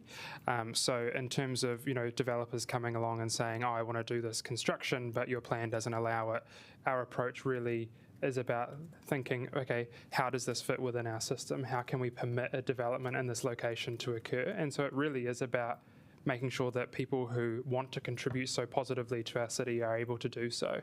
I think in terms of these changes, we've heard a lot about the certainty that it gives to homeowners and to developers, but I think it does also give certainty to our communities, people who are looking for a house, are perhaps looking to buy a house, people who own a home and want to have an understanding of how their community is going to develop. And I think it is really important that they have some certainty over that, especially when they want to set down roots within their community. I'm sure many people can think of a time where they wanted to live somewhere for more than 5 years. So it's entirely appropriate that they have some idea about the vision for the suburb that they're going to live in. I think it's also important to reflect on the fact that this is not about restricting permissibility. In no way does this amendment actually restrict you from going further or doing more or enabling more. It is merely focusing on people who go out to the market and say, please come and build, and then on a whim decide, actually we don't want to do that anymore. Because yes, time does change, but given the amount of effort, evidence, forecasting, planning that goes into a plan change, that's why it takes so long, it is very unlikely that you would see such a significant change in 5 years that would significantly outweigh the cost of actually doing that plan.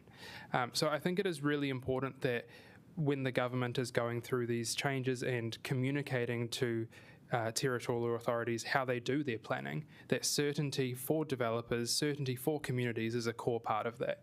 And while still enabling permissibility, I see that as exactly what this amendment would do. So I encourage your support. Councillor Matthews has the right of reply. Thank you all for your debate. I just kind of want to respond to a few points that have been made. And, that point about sunlight and outlook, there is a trade-off to be had between amenity and delivering more housing. That is true. But I guess I would say that we have, and local government generally, has historically viewed new housing only through the lens of the currently well housed. And that was a point that was made very strongly by Councillor McNulty. So that is not my lens. There is a trade-off to be made. And of all the rights that people have, yes, we have a right and, to enjoy sunlight and views and all of those things. However, the right to housing is so fundamental and much more fundamental. And also the point that living more densely is not good for the environment, that these sort of measures are bad for the environment. That's just not true. The compact urban form is the best and most important tool that we have as a council to influence emissions. This is environmentalist. The alternative is green fields and sprawl and more emissions through transport. We are not making a submission on behalf of all councils. we are making a submission about what we believe should happen. And we do that actually all the time. When it comes to optionality, it is well documented that a primary cause of our undersupply of housing is the rules that councils have made. If, and I'm not speaking for this council, and that's a fact of which I am very proud. However, as a general statement, if you give local government flexibility, they use it to stop housing. And I am very proud that we are on the front line and we are making different decisions. This is a political decision, and that is why officers did not include it in the submission to start with. However, we amend submissions all the time. And this is a very standard practice that we all engage in, actually me less than others. But, you know, this is an entirely legitimate decision for this council to make according to our priorities. Councillor Chung, I mean, that flexibility for additionality that you described is exactly still there under this, you know, that to do more, absolutely, we should do more. This is about minimum baseline standards for people to be able to build on their own property. The MDRS was designed as a tool to improve housing flexibility. That is why it is there. To improve housing affordability. That is why it is there, and that is why it is a core part alongside the NPSUD. Just briefly, I mean, there's a reason we don't have fast-tracked greenfields, as Councillor Calvert referred to. It's because we don't have greenfields. So we don't have enough spare land for there to be a fast-tracked process. That is why it is so important that we densify the limited urban land that we have. So, you know, the fact that those fast-track projects are further in the region shows exactly why we need to use every lever, including the MDRS. And I just want to address that point, that this doesn't deliver more housing, that our decisions, yes, and this is a submission, so it's even a step removed. However, we have talked about Road Street in Newtown this morning. Amendments that I moved that had your support to remove the requirement for front and side setbacks and to remove additional character protections are made manifest in that development. It actually does make a difference. The rules we set can allow or stop housing to be built. So this, my amendment is that we should err whenever we can on the side of allowing housing to be built so we don't have so many people overcrowded, living in cars, living on the streets, forced further away from where they live, work and play. So I urge you to support this amendment. It's entirely consistent with the decisions that we have made, and I think it will be a very good addition to our submission. Thank you. Now we'd like to put the motion, and can we vote on this, please? Oh, yep. A non-divisive division, that's fine.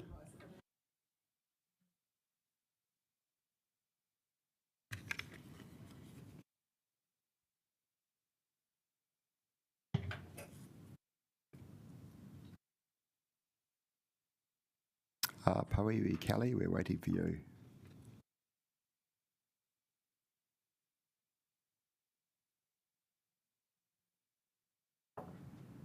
Liz, are you there? Can you vote?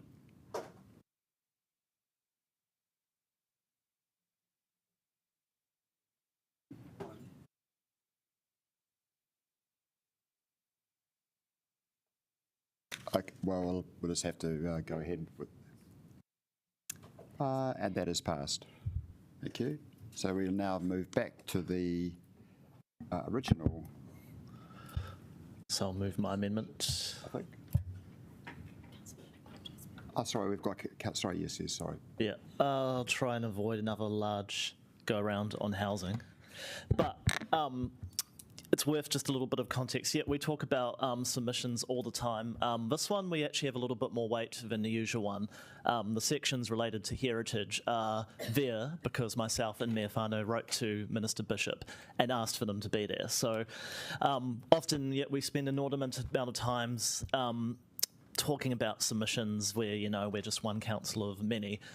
The government will actually be listening to us on this one, and that's why I've felt the need, or, I want to put these forward as strengthening what we actually have to say. So let's just talk about how the heritage system's operating at the moment. I shouldn't need to remind councillors, but let's go through some of the best hits. We couldn't build an accessibility ramp at Wellington train station for years because of aesthetics. We couldn't put card readers in for Snapper because of aesthetics in the heritage system. Sophie Khan is a resident in Trellisset Crescent. Statistically, 0% of New Zealand will ever visit her property. Her house, which is invisible from the road, has the same heritage protections as Parliament House. And she will pay the insurance premiums and have the lack of flexibility within our planning system. And that's the heritage system working as intended. Basic infrastructure like the Kōrau tunnel adds millions of dollars over the cost of its life to maintain, because that is the heritage system working as intended. In the town hall, we ended up spending almost twice the amount of a tākina because we had one course of action. We would never, ever be able to get a resource consent to demolish the town hall and look at alternative options, because that is the heritage system working as designed. We have a rusting oil tank sitting in Miramar, which is a monument to British colonial oil, working as intended. And of course we have the Gordon Wilson flats. The university spends over $100,000 holding those in derelict land at the moment. They could do 25 scholarships for their students for hardship with that money. People can't now visit that on a site visit because the danger of falling through the floor. It is dilapidated, it is rotten, and it needs to come down. These aren't exceptions, these aren't externalities. This is the heritage system working as intended, and these are just the examples in Wellington. Frankly, it needs a sledgehammer taken through it rather than this finessing, but I respect that process will take time and that a more substantive reform to the RMA will come in due course from government. So this is about giving that select committee some really clear context of the issues that we have in Wellington City with how the current reforms work, to make it really strong that we are asking them to take the maximum action, and that actually the problems in Wellington go beyond the balance sheet of this council. The Dixon Street Flats is the next Gordon Wilson. It's empty. It's heritage, and it will dilapidate, and it will rot, and Kāinga Ora will not have the flexibility to do what they need unless we make substantive changes into the law. So, yep, it's all about editorial changes today, pulling an Iona, so to speak, when it comes to the submissions, but this is about making it adamant that the heritage system is working as it's intended to work, and it is a goddamn mess. Has anybody got any questions? Looks like that was so eloquent. There are. Do you have a seconder? Councillor O'Neill. And I think Councillor Pannett would like to. Thank you, Chair. I will just hopefully just speak once more. We don't need 3 speeches from me today. So this morning when I woke up early and looked at the New Zealand Herald, I gave a deep sigh to see James Cameron talking about how parking was a nightmare, and the process around the Newtown Cycleway, which I led politically last trinium, was very poor. I really sighed. I thought, this is a man who wants to protect the environment, has excellent values around food, protecting ecosystems, and yet did not understand what we were trying to do. I'm happy to stand corrected if I have missed something. Today we will hear more of the same kind of thinking. Councillor Matthews is very passionate about advocating for location as the answer to our major environmental problems. Councillor McNulty will talk about heritage. Many people talk about just climate change, only climate change, so if we just electrify and stop using fossil fuels, we have solved our problem. Unfortunately, this is not correct, and you will have seen my delight last week at Audit and Risk, usually the most driest committee that we have. Finally, an officer came to us and talked about some of the risks that the globe faces over the next 10 years. 5 of those are green, not as in a good thing, but to do with the environment. Extreme weather events, biodiversity loss and ecosystem collapse, critical change to Earth systems, natural resource shortages and pollution. There's some other things around stability and inequality and polarisation and AI. That is core environmentalism. It is not about jamming people into houses and then hoping they will adopt sustainable transport patterns, which, you know, I'm still waiting for you all to join me and a few others, you know, it just isn't what it is. And I point you, Councillor Rogers and Councillor McNulty, to part 2 of the RMA, of course drafted by a Labour politician, who I consider a good environmentalist. So we talk about, I don't like the language of sustainable management, and I think it needs some refinement, but nevertheless, this is what it is about. Sustainable management of natural and physical resources, managing the use, development and protection of natural and physical resources in a way which enables people and communities to provide for their social, economic and cultural well-being, while sustaining the natural and physical resources to meet the reasonable foreseeable needs of future generations, safeguarding the life-supporting capacity of air, water, soil and ecosystems, and avoiding, remedying or mitigating any adverse effects on the environment. And this approach, which has been dominant over the last 2 triennia, which only talks about climate change, housing and transport, is fundamentally wrong and will get us to the wrong place. Environmentalism is not actually that glamorous. Councillor Padditt, have you got much more? Yeah. I'm just doing my because I'm doing it together because this is speaking to the substantive. So while I take Poiwi Kelly's point that it is just a submission, the submission is also sort of reflective of some of the problems that we have. The bureaucracy will take a particular perspective all over the country. This is no criticism, because I think it's a reasonably well thought through and nuanced submission. And yet, all we are doing yet again is fiddling with the RMA and not dealing with the fundamental issues that we need to be dealing with. So I do want to thank officers for really trying to think through some things. The wording is quite careful, particularly around my particular issue around listing of heritage, and I appreciate that. I have thought about whether I vote to support the submission, because there is, however, a number of things which I do not agree with. So just highlighting streamlining is a way to stuff the environment. The designations, giving expansion to 10 years is a serious problem and definitely leads to urban decay. It might be used for good purposes, but most often it's used for bad purposes. Ministerial powers to intervene. You've always got to remember, you might like your minister, but you might also get a minister that you don't like, and that gives them way too much power.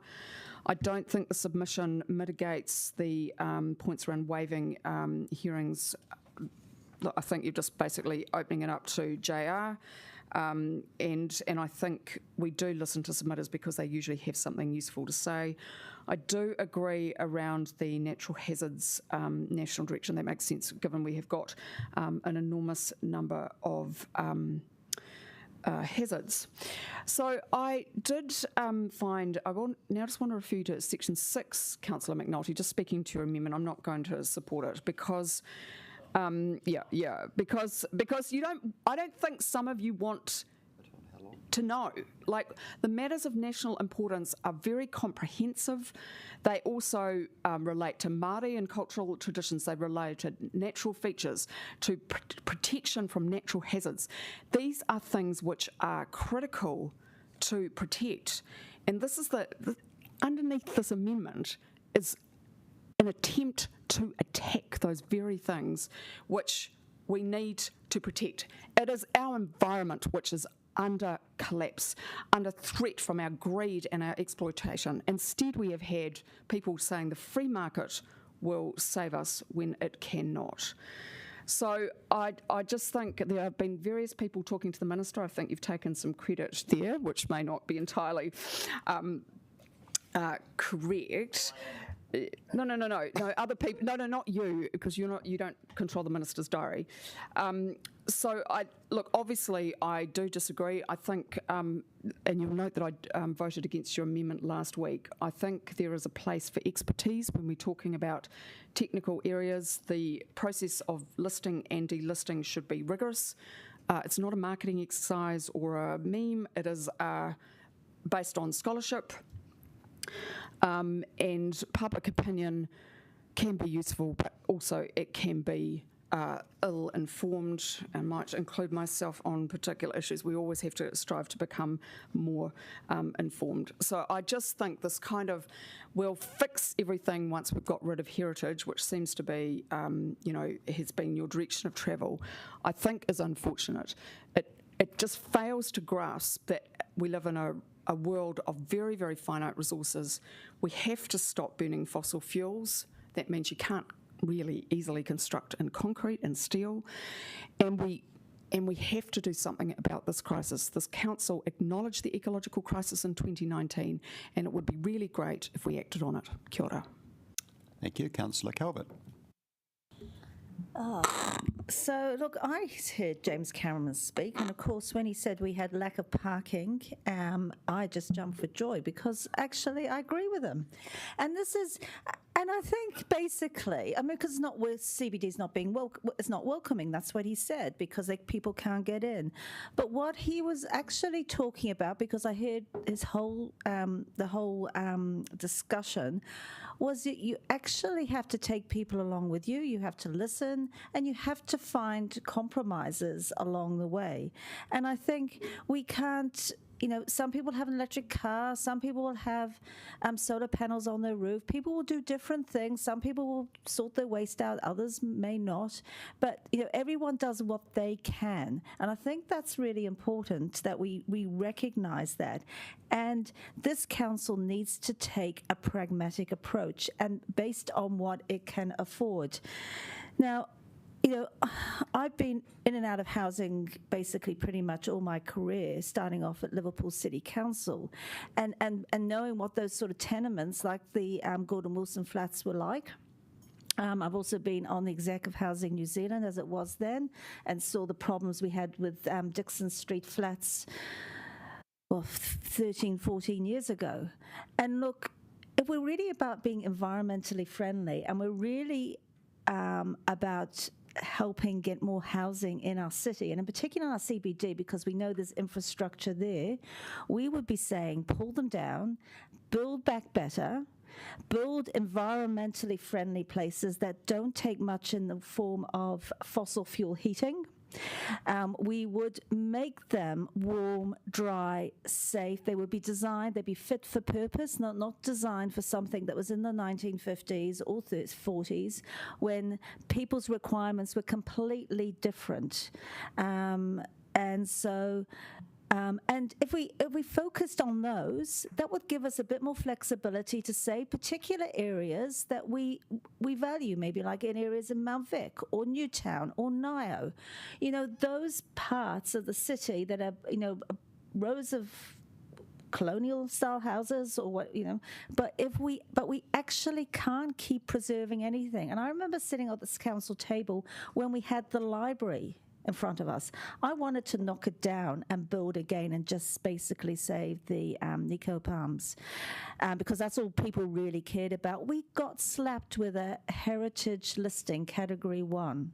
And I thought, what do we do? We either argue, it sits there empty for 10 years and we argue about it and nothing gets done, or we just bite the bullet, build new, but it's cost ratepayers money. Because when people put this heritage listing on, like Heritage New Zealand did, who picked up the bill?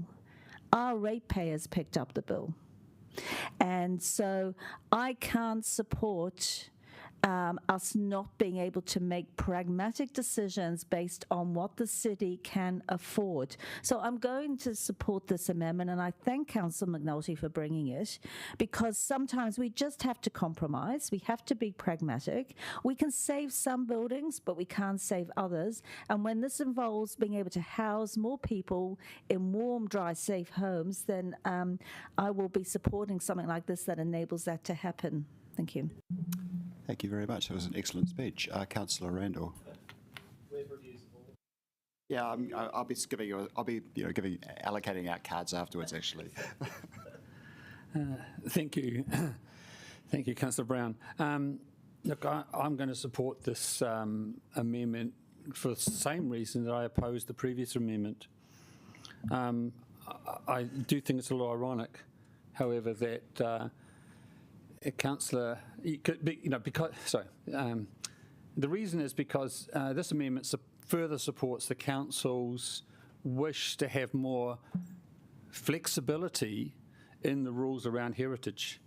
I think we should have flexibility to have as permissive rules as possible so that we can offer developers choice. It's a little bit ironic that flexibility was something that Councillor McNulty voted against in a previous amendment, but voted against in the previous amendment, but now wishes to proceed with in his current amendment.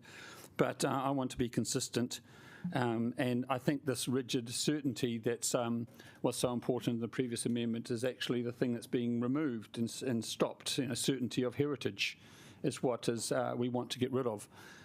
So building owners are certain if they have a heritage building that they cannot demolish it. We want the flexibility to give them rules under which they can make changes to that status. And so in the name of flexibility, I will support Councillor McNulty's amendment. Do you want me to give you my rating now, or shall I wait? Councillor O'Neill. Yeah, I just very briefly wanted to thank Councillor McNulty for the attention to this, and I do think it adds some really good strength to the submission by explicitly mentioning the urban decay, the safety hazards, the financial and emotional burdens, and I think the point around this being a massive financial burden for taxpayers and ratepayers is one that is sometimes understated, because as Councillor Calvert pointed out, there's a huge undertaking that has to be considered there, and I think the system is pretty evidently broken when even Kāinga Ora can't update their own public housing because of these restrictions. Yeah, likewise from our ward, and I'm pretty sure Tim and Sarah are on the same page with me, we don't really want a rusting oil tank to be protected at the same level of the Parliament House, and heritage should not be synonymous with hazardous, but it's ended up that way because these rules have not worked, and several people can't afford to upgrade these things. So if you want people to love heritage, care for it, be able to support it, then we should maybe have quality over quantity, and that's where we should put the resources. Councillor Chung. Thanks very much. And again, you know, the previous speakers are, I think, have some very, very good points. I look at some of these things, and in general, I support heritage buildings. But when I look at the list of the heritage listed properties here, I certainly think that the rusting oil tank is, to me, it's not heritage. And I think that that's the problem with when we look at these things, is that we look at these things with a personal view and think, what do I actually think of these? So I can say I look at the tank and I think, well, no, knock it down. But then I look at Gordon Wilson Flats, and I think that I think it's a great place to actually have accommodation. And so I would like to see the university restore that to accommodation. But of course, if we allow them to demolish it, they're going to put a gateway there. So they're not going to put more accommodation there. So I think it's a bit of a waste of a good site where you can actually put more housing there. So I think having a blanket restriction of the heritage listing, or taking away the heritage listing, is actually, it's going to have far-reaching consequences, unforeseen consequences. And so it's very difficult to apply the same rules to a whole range of different things. And I think Councillor McNulty has talked about colonial heritage. Well, I think every culture has heritage, and so everyone regards their heritage as being special to them. And so I think that it's very difficult for us to come out and say that we want to remove heritage listing on a whole range of things. Dixon Street flats, I don't have much love for those, and I don't compare them to, say, the Gordon Wilson flats, because I think that's a special example. And I think that no one is actually comparing the heritage rating on the Parliament buildings as against Gordon Wilson flats. So I think that it's quite clear, what a lot of people want to save and what a lot of people don't. Of course, I'm very, very concerned, as always, about the cost of doing things and the cost of restoring things. The town hall is one of them. And so, yes, we've got to apply common sense on these things. And so, but having a blanket removal or having a blanket ability to actually remove heritage listing is, I think it's very dangerous. So I don't know how many more minutes I've got to actually think about how I'm going to vote, but I'm still in a dilemma. Thank you. We'll let Councillor Pettit speak, and then you can have half an hour. No. It's councillor free. Yeah, I actually think Councillor O'Neill said something quite profound, and it's if you want people to love heritage, then. And actually, heritage is about people appreciating it and loving it, otherwise there isn't any point. And I think we have got a situation where it's too difficult for many people to love heritage because it comes with, under the current rules, it comes with incredibly burdensome requirements, and that's what bothers me. I applaud actually what happened with the library in the end. Because we were allowed to adapt the design and we did have a lot of flexibility with what we came up with while retaining some of the aspects of the original architecture and the uniqueness of it. And I think there needs to be a lot more of that. I'm thinking, I thank Councillor McNulty because all he's really doing is adding examples and clarification. He's not actually, his amendments don't actually, they're not a substantial change. They're more of an illustration of what we're trying to say.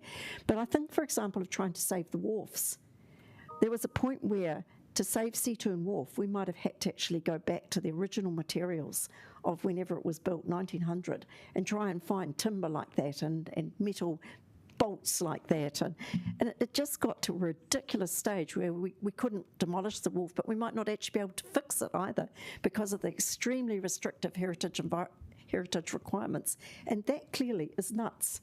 It's just so totally nuts that something's gone badly wrong. Now, in the end, I think they managed to get a waiver from Heritage New Zealand, but why should it be that hard? Just to fix something. And I think about, I've used this example before, but my husband is property manager for a building that has old-fashioned steel windows, and they cannot be changed, even though they cost literally tens of thousands of dollars to have them painted, because it's a special paint and a special process. And it's just so burdensome for the budget of that organisation, and doesn't really add to if you want people to love the heritage. I think we've really got to think about, if you want people to love the heritage, something has to change. It's not resonating, it's causing too much friction and too much expense and too much stalling of progress, genuine progress, and fixing things and keeping them functional. So something has to change. I've read the officer's original comments, and I think they're really good. I'm sorry I didn't add a little bit more about the problems of actually maintaining things under the current restrictive rules. I can see that you've alluded to it. If I'd been more proactive like Councillor McNulty, I might have thrown in some examples.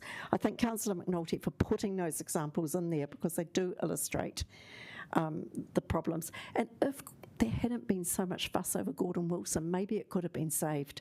If it hadn't had to have this restrictive heritage business, maybe it could have been adapted and saved, but under the current rules, that was probably too hard. And it's a shame, because actually those were very nice masonettes, and I can see no other future for it now than eventually being demolished and destroyed because of the rules that we currently have, and they do need to change. Mayor Whānau.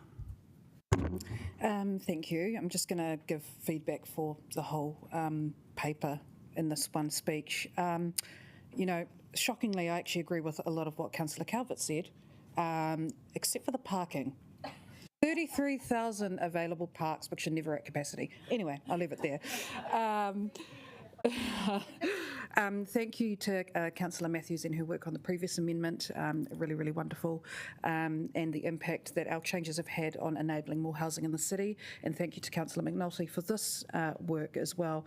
The comment about not influencing the Minister, I've spoken to the Minister directly, and he's in line with this thinking, and this certainly helped. I kind of want to make a comment around using the argument of the importance of heritage in Te Ao Māori. It doesn't sit right with me. And that's because I know, speaking with iwi leaders and mana whenua, what they want is affordable housing. What they want is better cost of living and not increasing rates to save unsavable buildings. So I would just a bit of advice, let's watch how we use that argument. We are in an earthquake-prone city. We can't save everything. You know, there is a place to save some things, but as we're seeing with construction, it is just too expensive. To Councillor McNulty's point earlier, we don't want people sleeping in cars. We want more houses. We're a growing population, and while I can understand that people have some sort of history with certain buildings and a bridge or whatever, this is a different landscape now. I know the landscape is changing for the next generation. That is to be celebrated, and we can still celebrate other heritage and other history in different ways, but not at the cost of our residents. And I think I will leave it at that. Thank you. Thank you. It looks like that is the end of our discussion, so I think we can now... I'll just take a reply quickly. Sorry, yes. I'll try and be quick though. Look, yesterday I got to walk through the city gallery for karakia whakamotanga to hand that building back from Whiako Poniki to the council to do its work. And it's a beautiful building, and even completely devoid and empty of anything, it has soul. So I just want to put that on the record, because heritage is not synonymous with bad, but our heritage system is synonymous with bad. Yeah. That's the problem.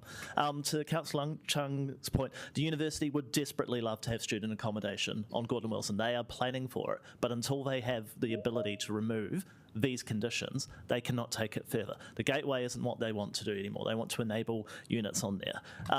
And a Category 1 heritage listed building is a Category 1. So Gordon Wilson is the same as Parliament House, is the same as Sophie Khan's house up in Trelliswick Crescent, is the same as Town Hall. They are all, in the view of our heritage system, as important as each other, which is just frankly ludicrous. I've just quickly hit us with a few more greatest hits.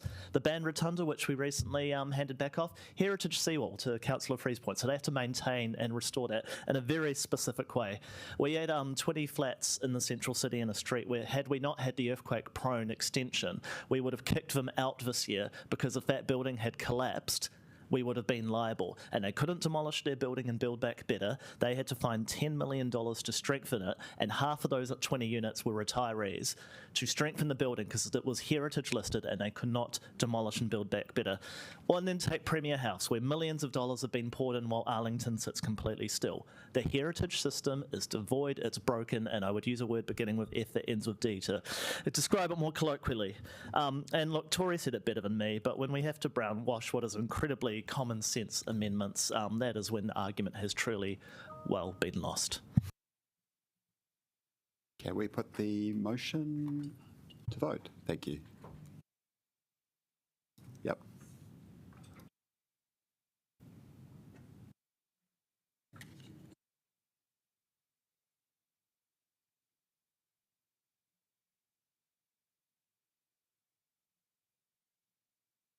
Naritten, I think we're waiting for you. Yes, thank you. Thank you, that was passed, almost unanimously. Now we go back to the main original substantive. Is there any further debate required on that topic, or can we move on to voting on the substantive? Let's go on that. We'll put the motion, thank you. You could vote. Another division, sure.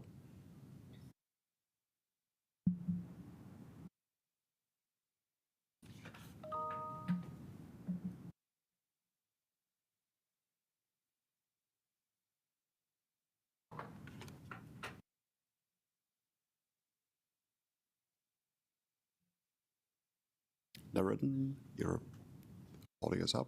Thank you. And that is also passed. Right, we move on to the last matter today, which is the decision register updates and upcoming reports. Liam, would you like to introduce? Just taking any questions from councillors on that report? Are there any questions? No questions. I'm happy to move the motion. Is there somebody? Councillor Matthews, is there any debate? Councillor Randall. Look, I just want to outline to my fellow members, but more importantly to officers, that I note in the forward program is an item which talks about cab and mob. As an ex-member of a residents group who's tried to follow council, I find it continually frustrating that officers put up acronyms that are only known within council, and that I really ask that in terms of informing the public who are looking on, those few members who might want to go there, but just in the interests of clarity, can we please not use internal acronyms and spell out the whole thing for the forward program? Thank you. Thank you. I think it's a very good point, actually.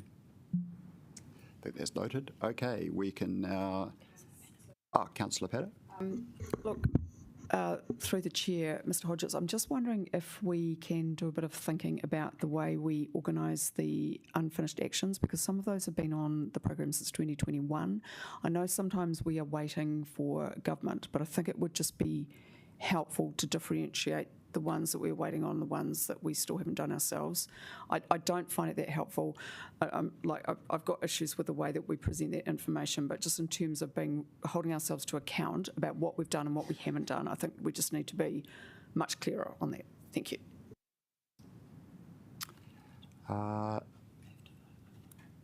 Is there a... Okay, that's it.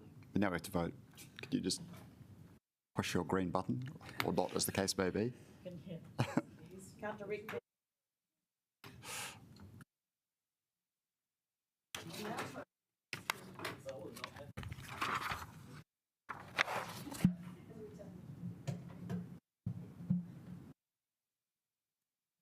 Councillor Padowitz, you're the laggard this time.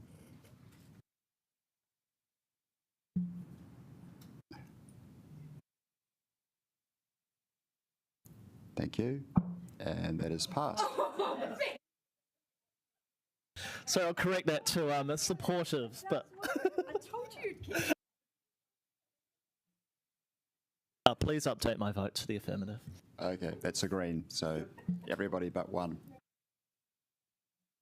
That's the conclusion, so if you'd like to join me in the...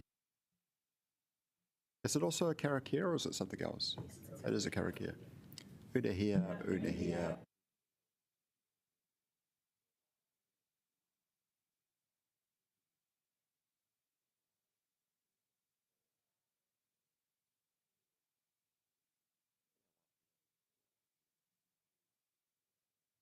Thank you.